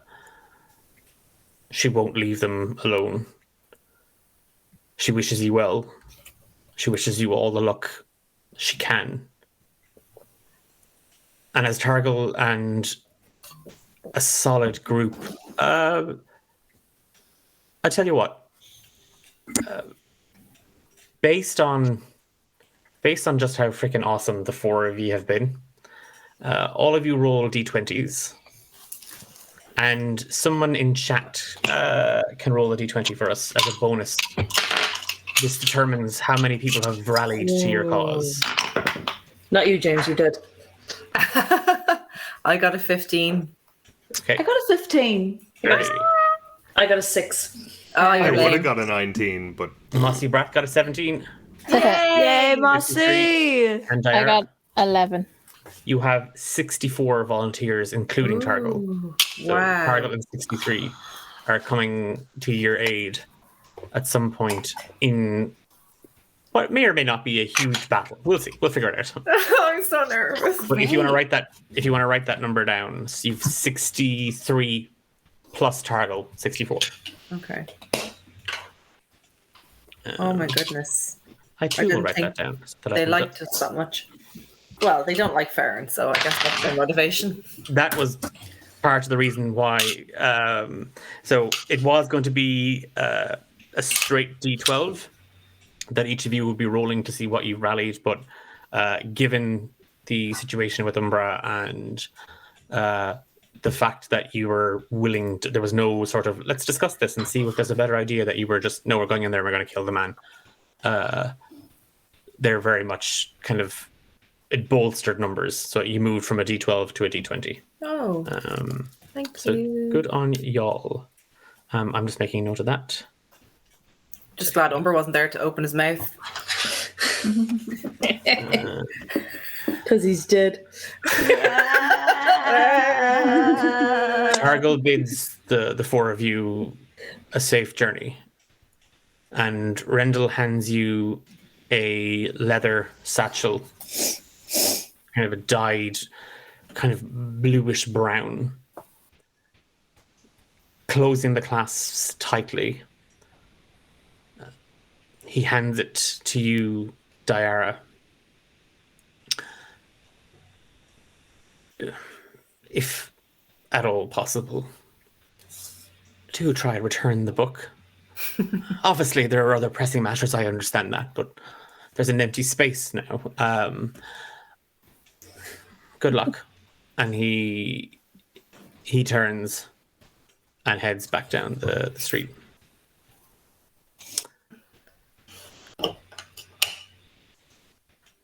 We'll be waiting. Remember, keep their eyes off the coast. Let the townsfolk know if you can, and it's safe to do so. And when you're ready, give us the signal. Anything. and we'll Who's attack. talking to us now? Sorry, Targle, Brendan. sorry. Targle. It's just you. It's just the 4 of you, Targle, and the horses. We will. Do you think we can do it? We better.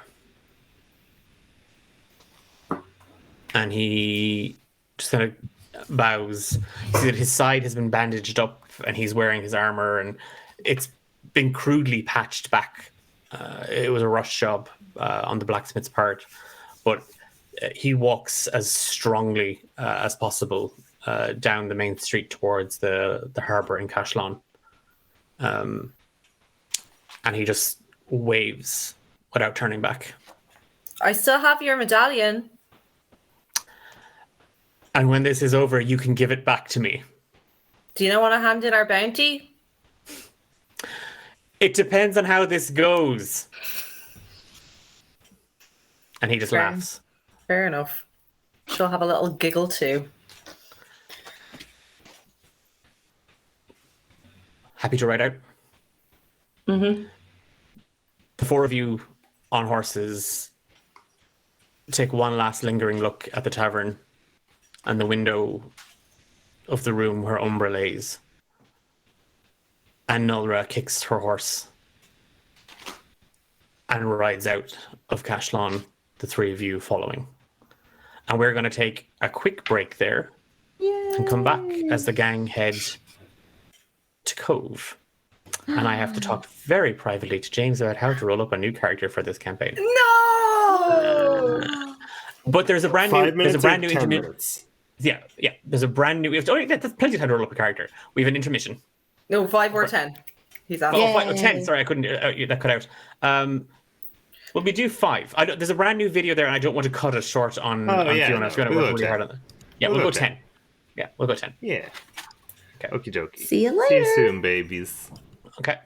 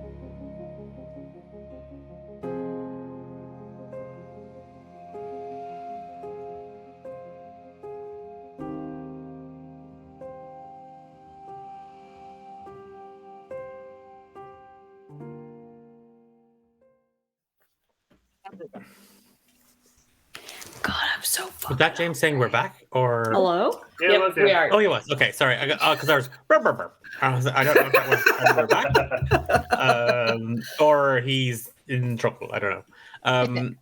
Both. Both. Okay. Look. Welcome back. Thank you for staying with us. If you did stay with us, if you didn't, shame on you. But you won't know that. 'Cause you won't. I forgot to finish eating. I'm just gonna It's go too off late. this. It's too late now. Put that away. Feed me. Oh, I'm so hungry. I've not eaten today. As the four of you race out of Cashlon, back south down the road, up toward the hill and the woods beyond, where Nulra, you encountered the manticores. Mooney, you and Tilly were hunted by Farron's men. Diara, Regimond, you, along with Mooney and Umbra, had desperately sought to find where your sister had been hidden away to. All of you stay focused on the road and ahead and Cove, keeping the coastline as much in your eye line and vision as possible. Eventually, it will disappear as you make it up the hill and into the woods and the lands beyond. But all of you find yourselves falling back and thinking about who was left behind. And as difficult as it is to think about what's going to happen in Cove, what you're going to say to Farron, how you're going to get the townsfolk on side, all of you struggle to think of anything else but Umbra.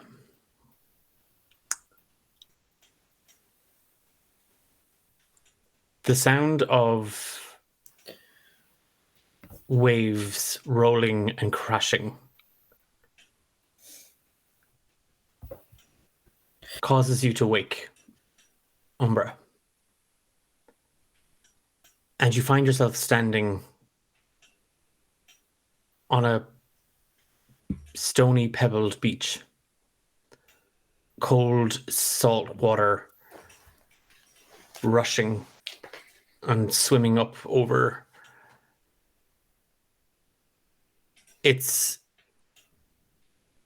a very strange sensation because you can feel the warmth of the sun as it sets on the horizon. You can see the sky dyeing this brilliant golden orange and these hues of red and purple sort of bleeding through it. You can feel the ocean spray on your skin. But you don't feel anything as you see that and as you feel it. There's an emptiness in this space.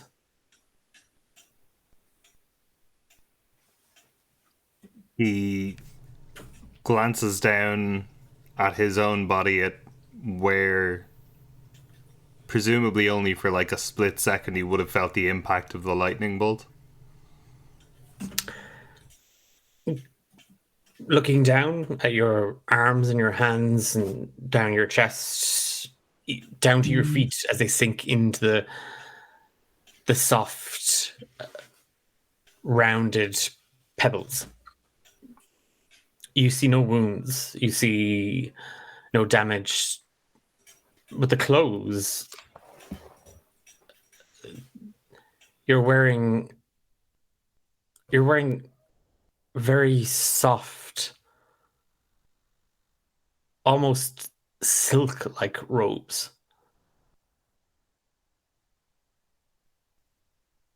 And they're a smoldering sort of purple.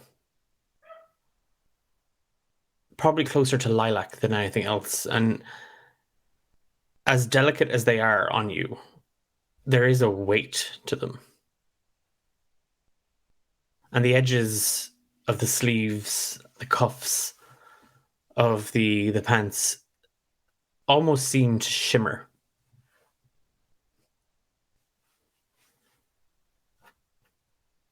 He grabs it and clutches it around his chest. Can he feel stuff? It's when you reach and you grab at the cuff of the shirt, it feels like a couple of things. It feels like the dwindling sun rays on an autumn summer evening. It feels like the soft, fresh dew in a dawn as you walked through a field barefoot. It is cloth, but it's a memory, and it's a feeling and a sensation. And it feels more real than what you can see in front of you, what you can feel on your skin, what you can hear rolling and crashing on the shore. He sighs and he does. He turns once over and just kind of takes in his surroundings and thinks a little guiltily, thinks on his family, but then sighs a kind of an exhalation of relief that he maybe hasn't felt able to do since they left Canuck. As you find yourself drifting into memory and thinking on your family, thinking on Diarra, Mooney, Nulra, and Redmond, as you look around, as you kind of do a turn, you just see this stretch of soft grey and sandy stone beach just stretching out as far as your eye can see. And as you turn your back, you just hear laughter. And looking over your shoulder, running up the beach, you see Diarra, Mooney, Nulra, and Redmond as children, running and chasing each other. They don't seem to stop or notice you. They just kind of run past you.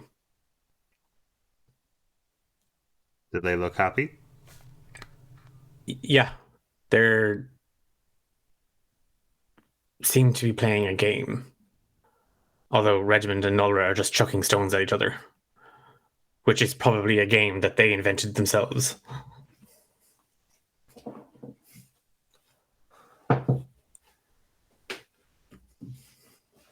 He watches them for a bit.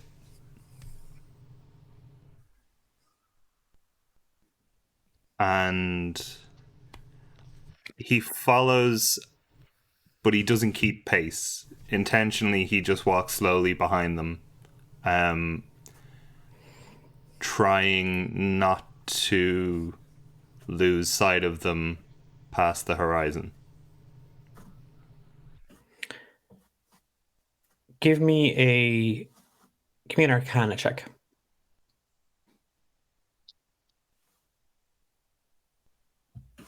That is 4. Okay. You follow you follow the four up along the beach, not chasing them, but just trying to keep them in your eye line. But as you move away from where you found yourself when you awoken, and your eyes track the four, something out at sea, there's a feeling. There's something. It's just that. Did I see something? Did I hear something? Did I feel something? What was that? And you kind of find yourself looking back out in that direction, and that sensation is gone. And when you look back at where the four were running, standing there, you see a woman with long, flowing golden hair,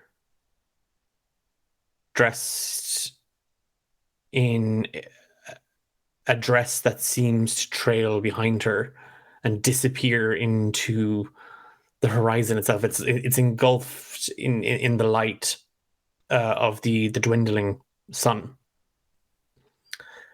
and she's just walking towards you very, very slowly.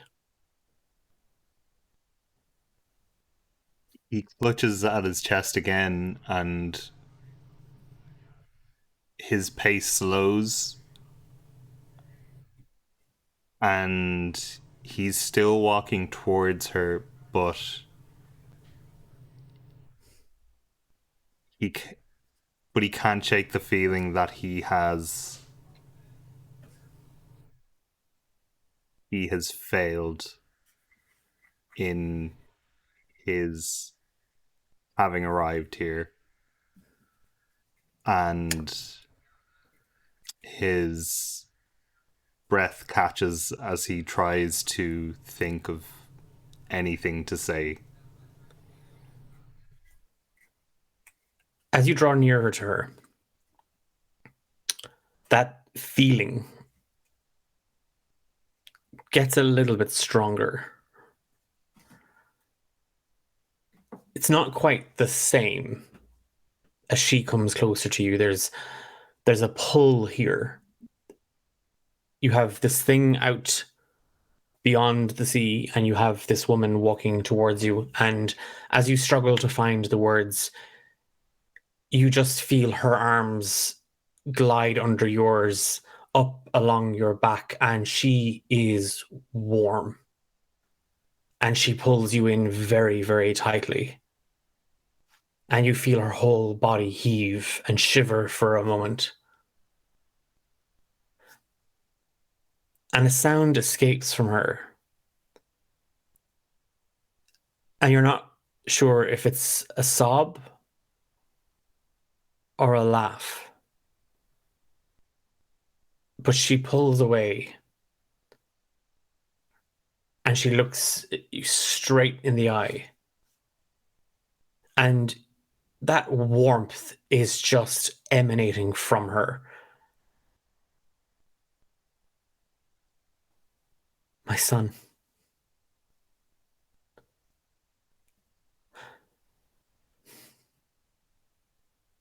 And she just shakes her head.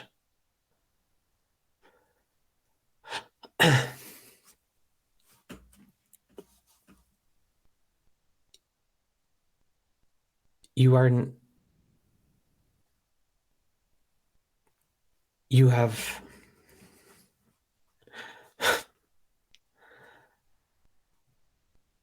why are words impossible?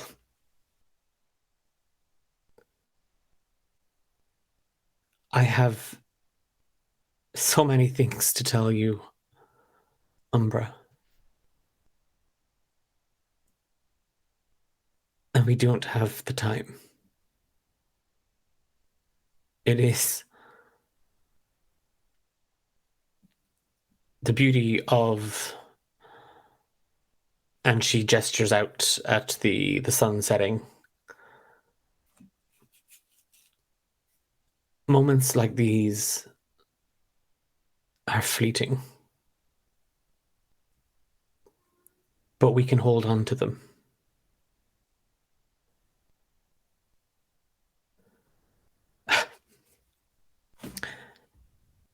There are things I need to tell you. There are things I want to tell you.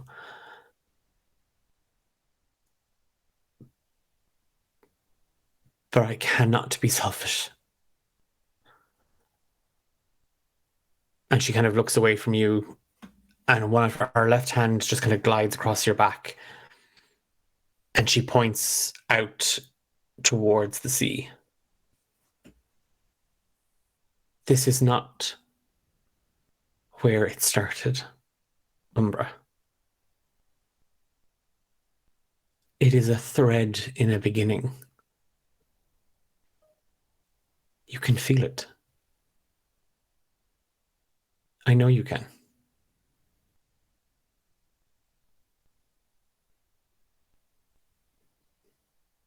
He pulls away from her a little bit.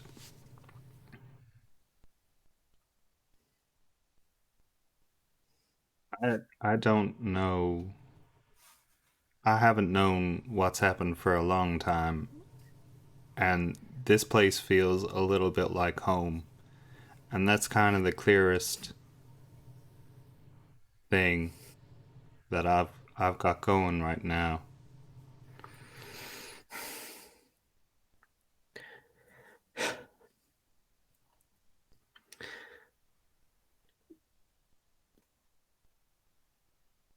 You know who I am. Yeah. Yeah. You know what I am. Oddly speaking.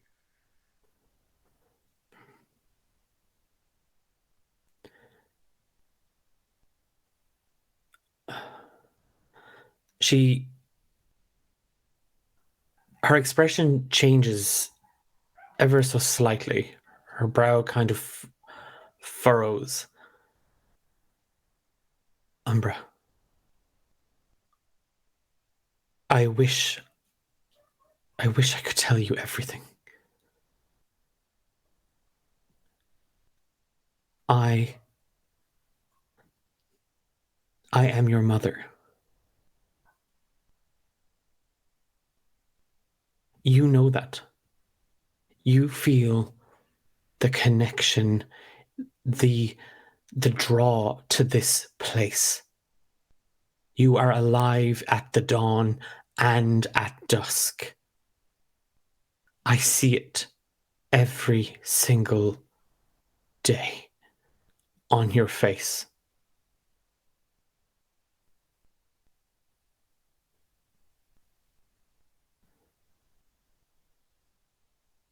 If we had more time, I would tell you more, but you must concentrate.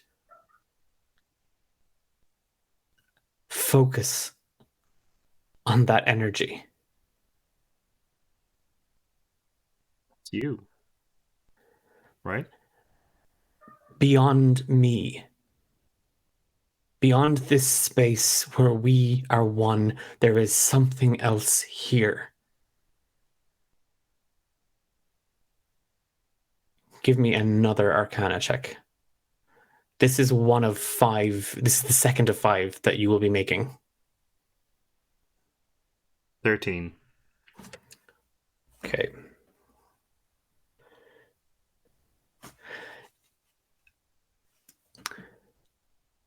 Where she points, you follow down her arm, along her wrist and the edge of her finger.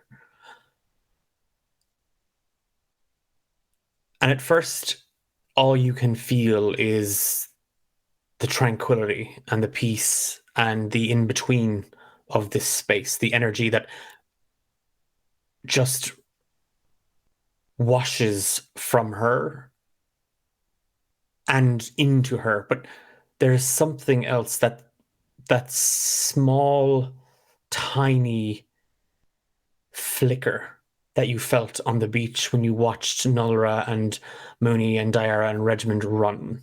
And that little tiny whisper. But it was fleeting. Now you have it. Now you have, by the tips of your fingers, held on to it. And there is something out there. There is an energy. There is magic.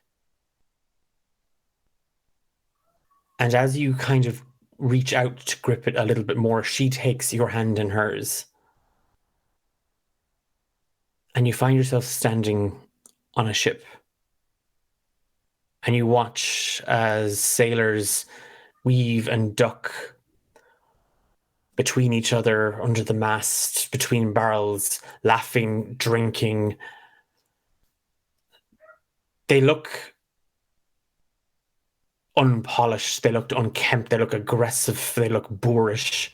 They don't look like they're part of an army or a navy. They look like pirates.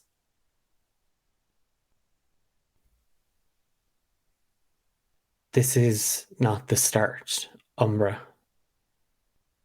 but it is a part of the beginning.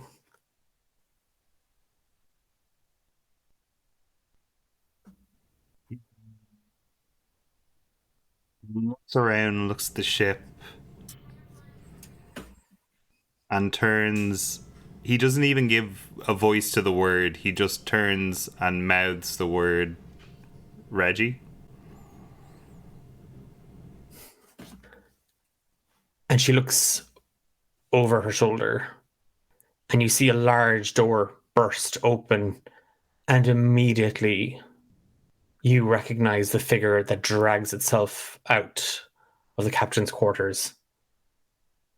You see the snarling, drunken face of Ferren, a wicked, twisted, cruel smile. And he's clutching something. And he's dragging something. And the crew let out a laugh and a roar. And dragged from the captain's quarters, you see the sickly, pale frame of Regmund as a young boy. He's barely responsive. Instinctively, Umbra snarls and balls a fist. He looks kind of pleadingly at Dovda, and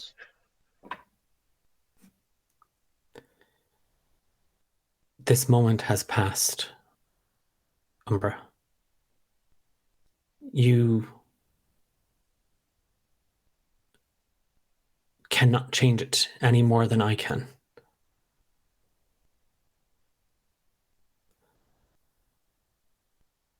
But this is not where it ends.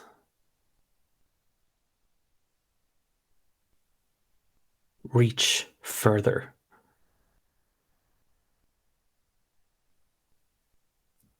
Arcana check, baby.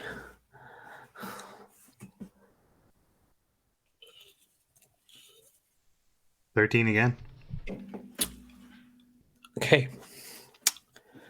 You have 3 down, 2 to go.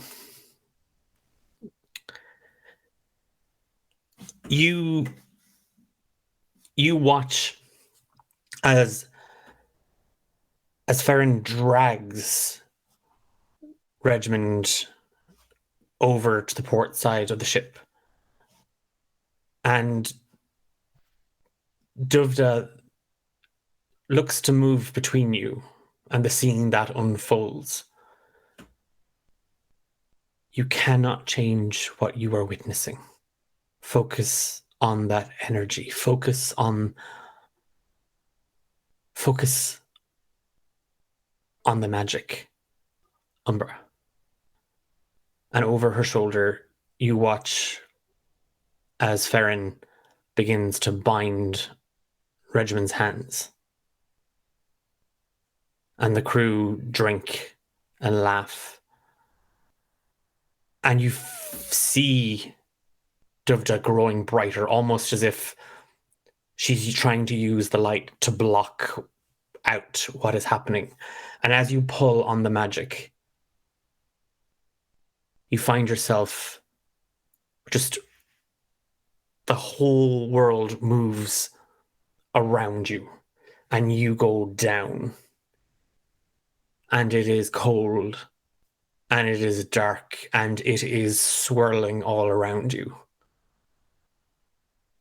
And overhead, you can see the dark, blackened belly of a ship and the fractals of the dwindling sunset as it scorches through the water. And below you, you feel the energy growing stronger. And as you gaze downwards,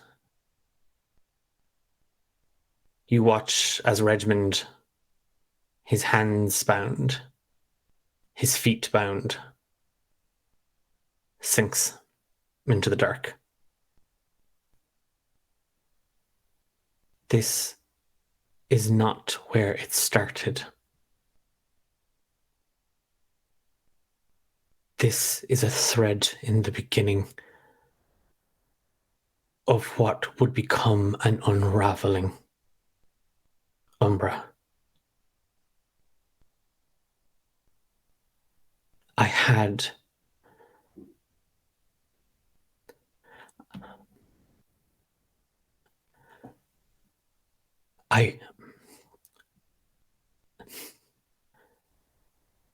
My cousin promised me that it would be just you and her. And in the dark, as you watch Regimond disappear and begin to just fade, you see a figure, you see something swirling in the deep below, as if the shadows at the bottom of the ocean moved and they begin to rise and bubbling up, churning from all that darkness. You see a woman. You see a mother. And you see the goddess Death, Boss, wrap her arms around Regimond and embrace him. And she broke her promise, Umbra. One thread became 5.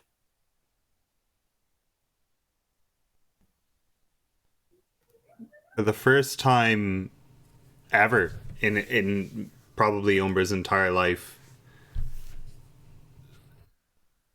a moment of doubt surrounding Dovda starts to rise to the surface, and he turns and meets her gaze, and not quite bringing himself to be angry,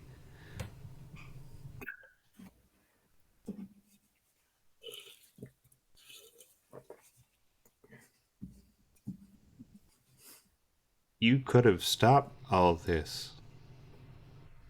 You didn't need to let this happen.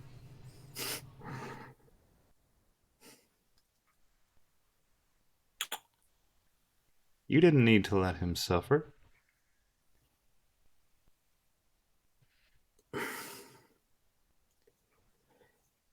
It is not the ways of heaven to interfere on the material plane.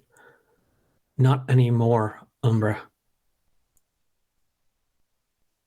We cast this world into millennia of chaos. tapestry, the threads that bind all of us,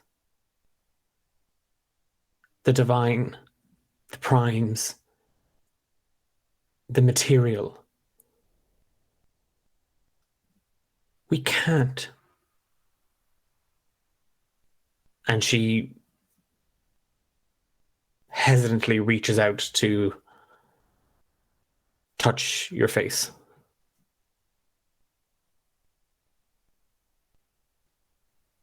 He doesn't lean into it, but he doesn't refuse her, and he just keeps his eyes trained on hers.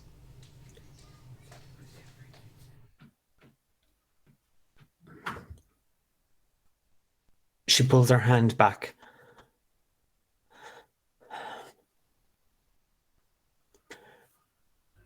My cousin was shouldered the burden of death. She carries all of that.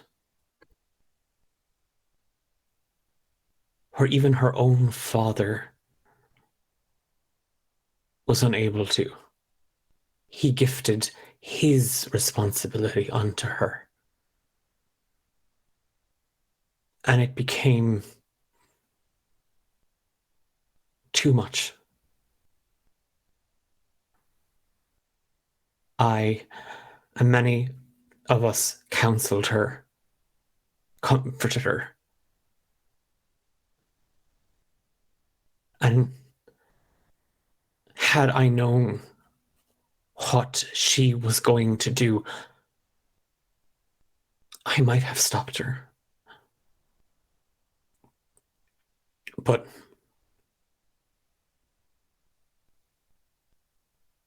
a mother's love is complicated.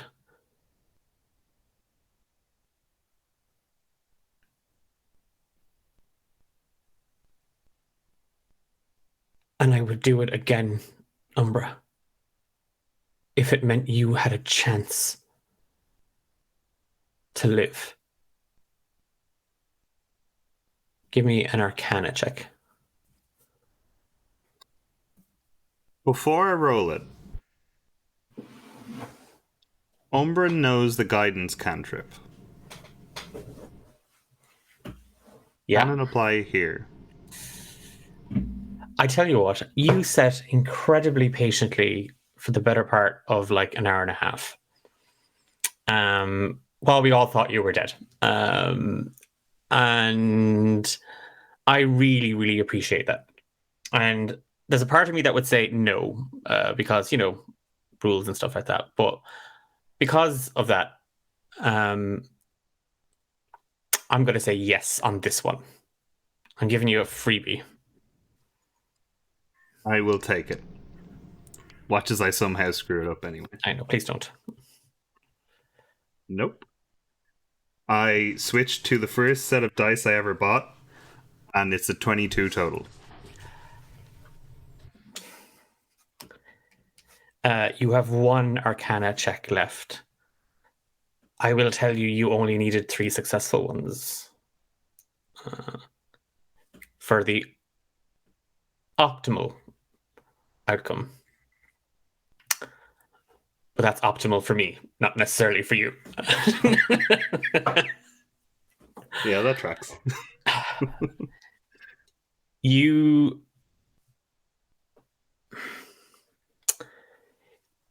This scene as it unfolds in front of you, as you watch Alaria, Boss, whoever she is, whisk Regimond away. Where there was darkness and despair and just that horrible image of Regimond sinking deeper into it, you see at first what looks like a sliver of light. It looks like a tiny shard just sort of glinting and reflecting in this space. But that feeling that sensation from the beach, that sensation from being on the ship, that sensation under the water. Here and now, you are so close to it. And it begins to actually sound. And it is an absence. And as you focus in on it and as you reach out to it, it's like putting your hands on the edge of a tear in a piece of paper. It is delicate. It is frail. And you realize as you connect to that energy, it isn't light. It isn't anything. It is pure chaos. It is the absence of meaning. It is a void, a tear, a rip in everything.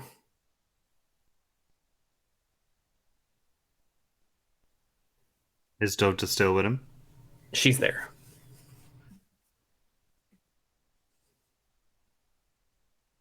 He turns and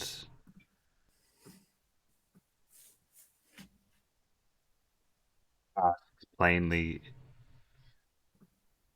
"This is the beginning."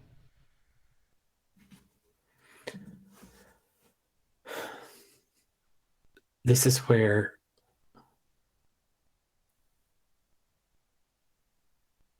one became five.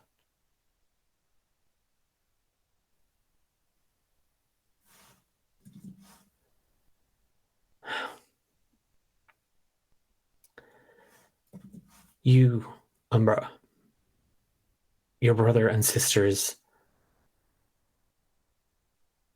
you are tears in the fabric of this world. You are threads come loose in the tapestry woven by the fates.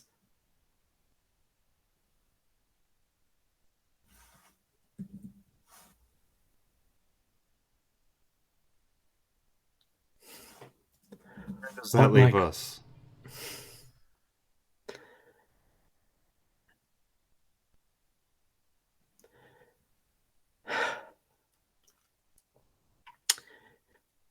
Change is coming. The world will not be the same.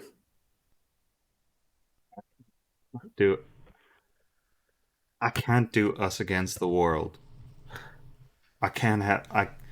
We had everything we had is gone. And now we have each other, and that's fine. It can't be us against the world.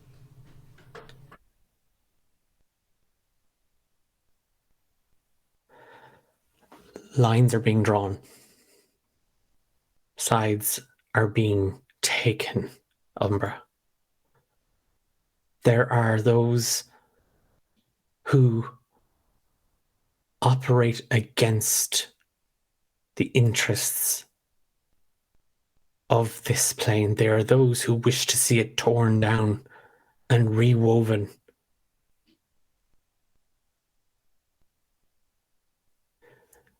Whatever side you choose, I will be with you.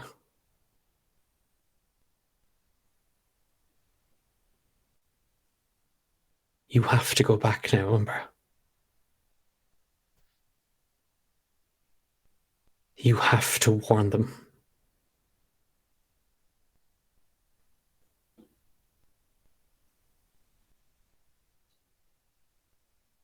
He is dangerously close.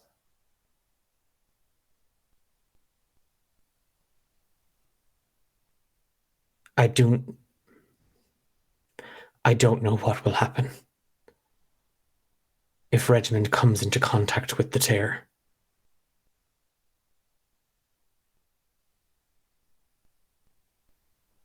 I've spent a good chunk of my days actively trying to stall chaos. And sometimes that chaos is Reggie. And sometimes it's Nora. And it's frequently Mooney. And not really very often Yara. But I've spent a good chunk of my life trying to keep people alive. And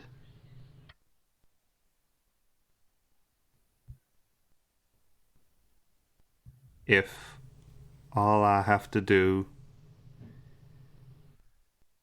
is keep them out of a fight to do that, then I don't know if we're in luck.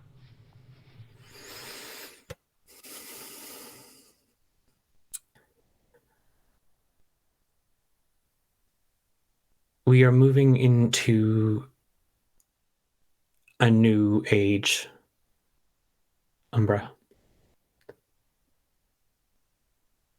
You, Nora, Regmund, Mooney, and Diara have the ability to ensure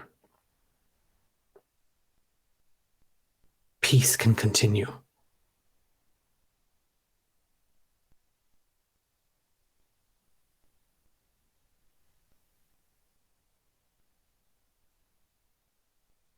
Then send me back.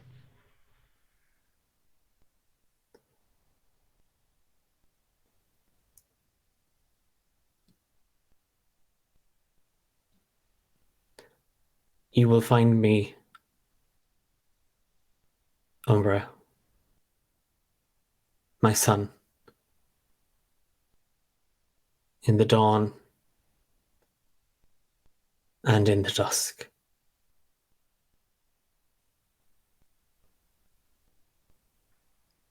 I know. And he reaches out and gives her hand a little squeeze and says, I love you, Mom.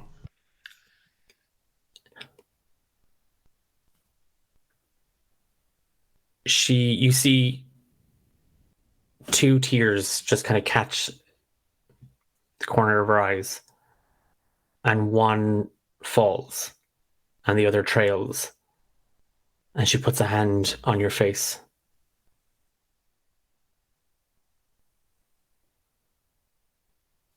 I love you too. You won't remember me. And she shuts her eyes, and everything glows brightly. For you. And Umbra, you snap awake. Brassica, startled, kind of flings himself off the bed. And outside, you watch as the sun sets. You hear no sounds below, but hearing the commotion, Ronan comes running up, shrieks, seeing you awaken. You were dead. There was no pulse. You were dead, and we all thought you were dead. And oh my! And immediately she kind of drops to her knees and just puts her hands over her head in two fists and just squeezes, and she starts to cry.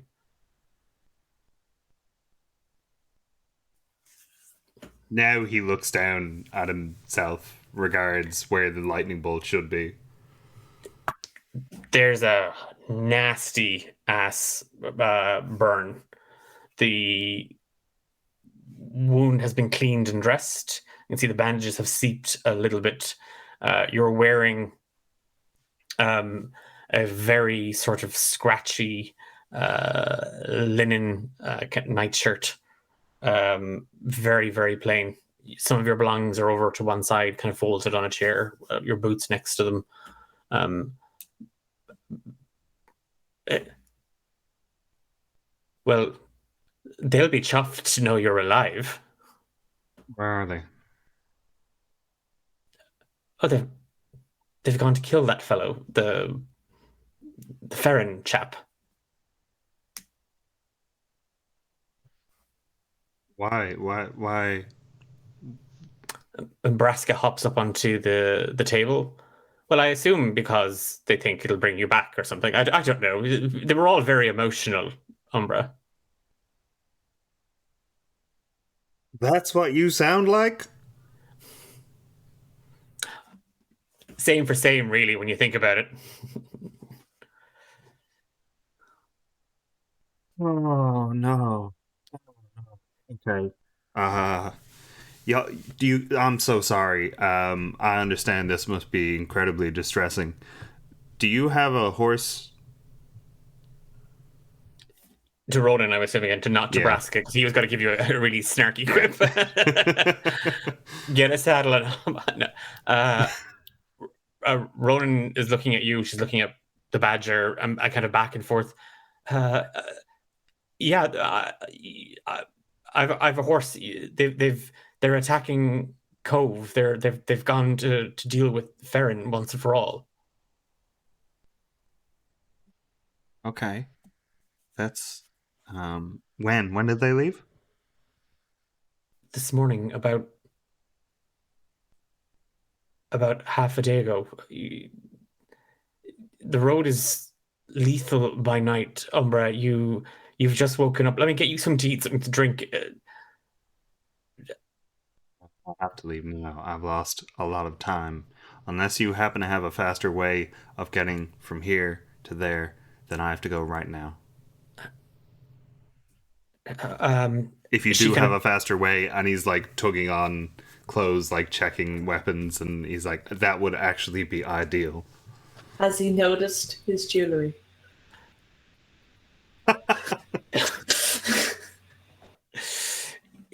Not yet.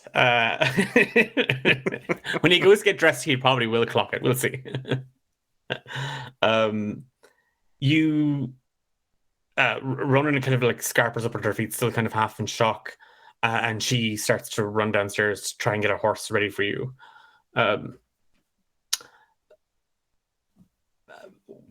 Well, I was going to give this to Mooney, but I suppose you need it more than she does right now.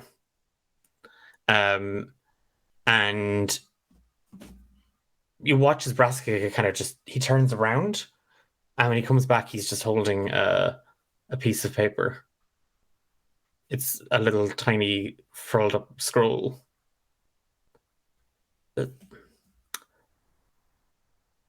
Thank you. We'll get to the matter of compensation and the repercussions of us doing this, but needs must and all that. Okay. I'm not sure. Okay, I get that it's magic, but I'm gonna need a little while. Do you know what this is? Because I'll need to actually like transcribe this first if I want to make sense of it.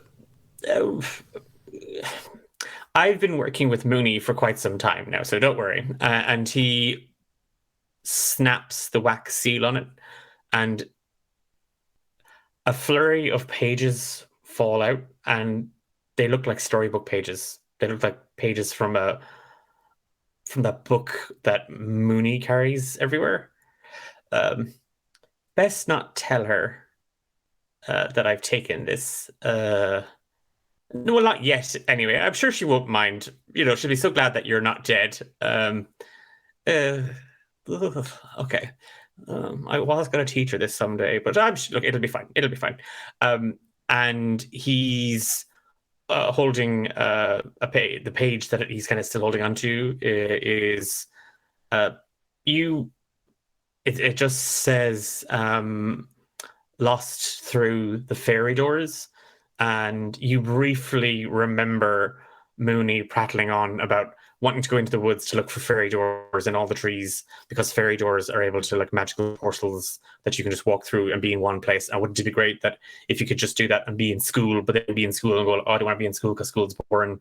I need to go to another fairy door and be out of there, and then be in the storeroom in Mrs. Sapras's kitchen and be eating all the pies. Wouldn't that be great? And all along the side of it, you see all these runes and glyphs just sort of like etched in on like in colored pencil and crayon and ink and even a little bit of slate. So yeah, this will take a little bit of time, but it's going to be a bit faster than the whole horse thing. Yeah. Okay. Good call on not eating, by the way. First time through one of these, it tends to be a bit bothersome on the old digestive track. You're not. No. No, I died. Like I can God, I can get handle. over it. I was wooden for a while. It's fine. We should talk about that. No, it's fine. I see somebody. Moaning. Anywho, well, yeah, she's a good sounding board. It just goes in one ear and out the other. Really, she's no judgment, which is great. Yeah. So you sit there. If you just, and he takes your hand, and he hovers it over the page. No, you're just gonna. He's starting to press down. You're just gonna need to just touch the. Instantly, you. It's not just magic. You know straight away that this spell is a conjuration spell. You know that it is going to allow you to move very quickly through spaces way faster than any other form. This is good. This is great. You can feel the arcane energy, not just the magical energy, the arcane energy. You can sense the fragments of chaos that bind the magic together. And if you take a look on your character sheet, you will see that you have a brand new feat unlocked. Fuck you. Or you should do, we'll look at it afterwards. It's effectively the arcane conduit. And as the magic swirls around you and you reach into all of that energy, you feel as if the space in front of you tears itself open and you begin to move. Your belongings bundled up into your hands. You find yourself running in the direction of Cove. Brassica literally nipping at your heels. Mooney, Diara, Regmund, and Nulra. In the distance, you saw the lights, the torches, all along the barricades of Cove whip into flame as they were lit as the night sky drew in. You can hear the shouting and the roaring coming from beyond the barricaded walls of the village port. And as you draw closer, your thoughts on the events that are about to unfold, you hear a voice call out, "Open the gates! They're back!" And the gates slowly open, and the road continues on in front of you downwards into the village of Cove. And we will leave chapter 17, Secrets of the Sea, there. Yay! Oh my goodness! Oh my That goodness! was my spell. You That was for me. Well, you didn't die. If you die, maybe you'll get a spell when you get brought back. The first two, But I don't you get the wanna first two die. deaths, and then on the third one, you win a prize. Oh, So let I yeah. want my to spell God. now. Oh my Um, goodness, Jacqueline. How's everybody doing? So good. What What a a great ride. session. Everybody's good. Everyone's okay. Everyone's Yeah, great. Good, Yeah. all good. Okay. Knackered though. I'm so tired. I'm emotionally drained. Oh my goodness. That's James, are you actually okay? there now.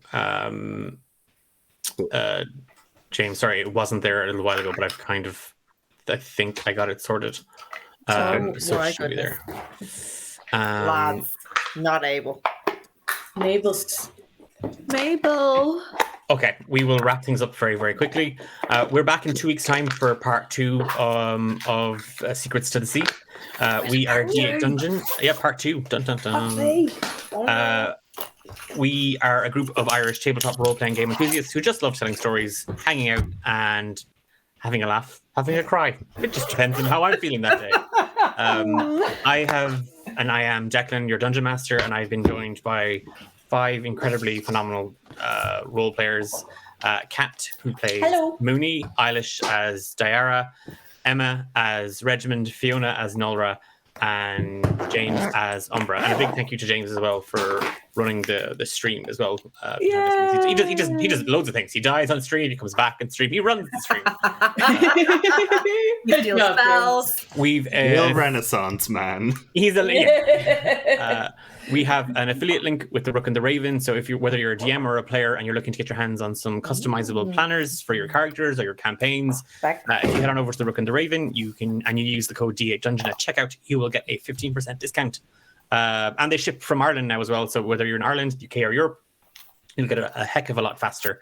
Also available in the US and Canada and stuff, but they That's ship from so- there for that. The adventure begins. We are back in 2 weeks' time, but we also have a truckload of other stuff happening. We've got our podcast every second Friday, Romance of the Dungeon.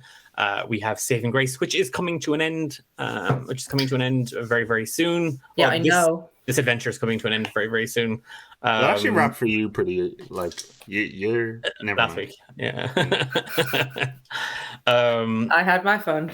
We organize date nights. We have map makings every second Saturday with James and myself. We do one-shot Fridays at the end of every month. We do DM notes where I talk about being a dungeon master and try and maybe steer people away from all the mistakes that I make constantly. No mistakes. And we have a wonderful Discord server. You'll find everything over at. If you give us a follow, you'll grab everything there. We have a big charity event coming up at the end of July, D8 Dungeon Drive. We'll be looking for players to join us as we raise funds for Planned Parenthood because choice is important. And we support our sisters and brothers in the US. Ireland isn't exactly perfect, but hell, if we can do it, you can do it. For more information, do check out our Discord server. You'll find stuff on Twitter as well at D8 Dungeon. I think that's everything. It's all wrapped up. Thank you, Declan. 2 weeks. Time for bed. Yay! Who can't we sleep, rating I'm before we too- go? Who are we rating? I don't know.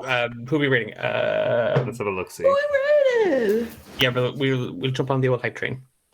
Yeah, I Sure, can't. cheers. On the old life train. Okay, Grandma. What's that condition where young people suddenly just drop? Huh? I think Nora might have about that next session. Oh my Call me goodness. Grandma. I'll remember that. Hold up. I'm looking. I'm looking. I'm not able after that. The Oh my excitement of doing- goodness. And fucking Resman getting a kiss. Oh my heart. Oh my heart. Oh, Oh my goodness. Did he volunteer? Did Marlon go on the ship? Declan. Yeah. Marlon did volunteer. Oh my God, Regiment. He's not allowed to die. Oh no. Regiment doesn't give a shit. Look at Emma's face. We're all gonna die. She got what she wanted out of that. I just Black need Widow. a battle courage. That's all. Just I'm just going to say, if Nora is going to die, can she get a kiss? Not from her sibling, from someone else. If Millie dies, can she get a spell? That's how it works. Wow. My favorite thing is that you all think it's great that Umbra's back. Yay! Yay! He's even more twisted than before. Definitely gonna pan out real well. I don't know if you can see it on stream, but I like it when I lift my leg, it blurs it. Some heinous Twitch, Kat. debauchery going on. Yeah, get that off Twitch. It's not allowed. I don't know who to raid. I'm not. I don't know anyone. Okay. Unless I'll you take want a to go raid Amaranth, the most popular hot tub streamer of all time. She was on the front page. That's all I got. No, I think we're good then. I think we're good. I just saw us. I was like, oh, they look cool. And then I realized. Oh, it's us. Okay. Let's go raid D. Let's raid us. 8 dungeon. No, they look terrible. Okay. Never mind then. No raid. Thank- No one gets a raid. No raid. No raid. Everybody go Overjoyed, and no raid. go and have a drink and a stretch and like relax. Do something nice for yourself Bed. since we're not raiding anyone. Go to Okay. bed. Go to Night bed. all. Night Night night. calls. Good Night night. night, everybody. Thanks, everyone. Yay.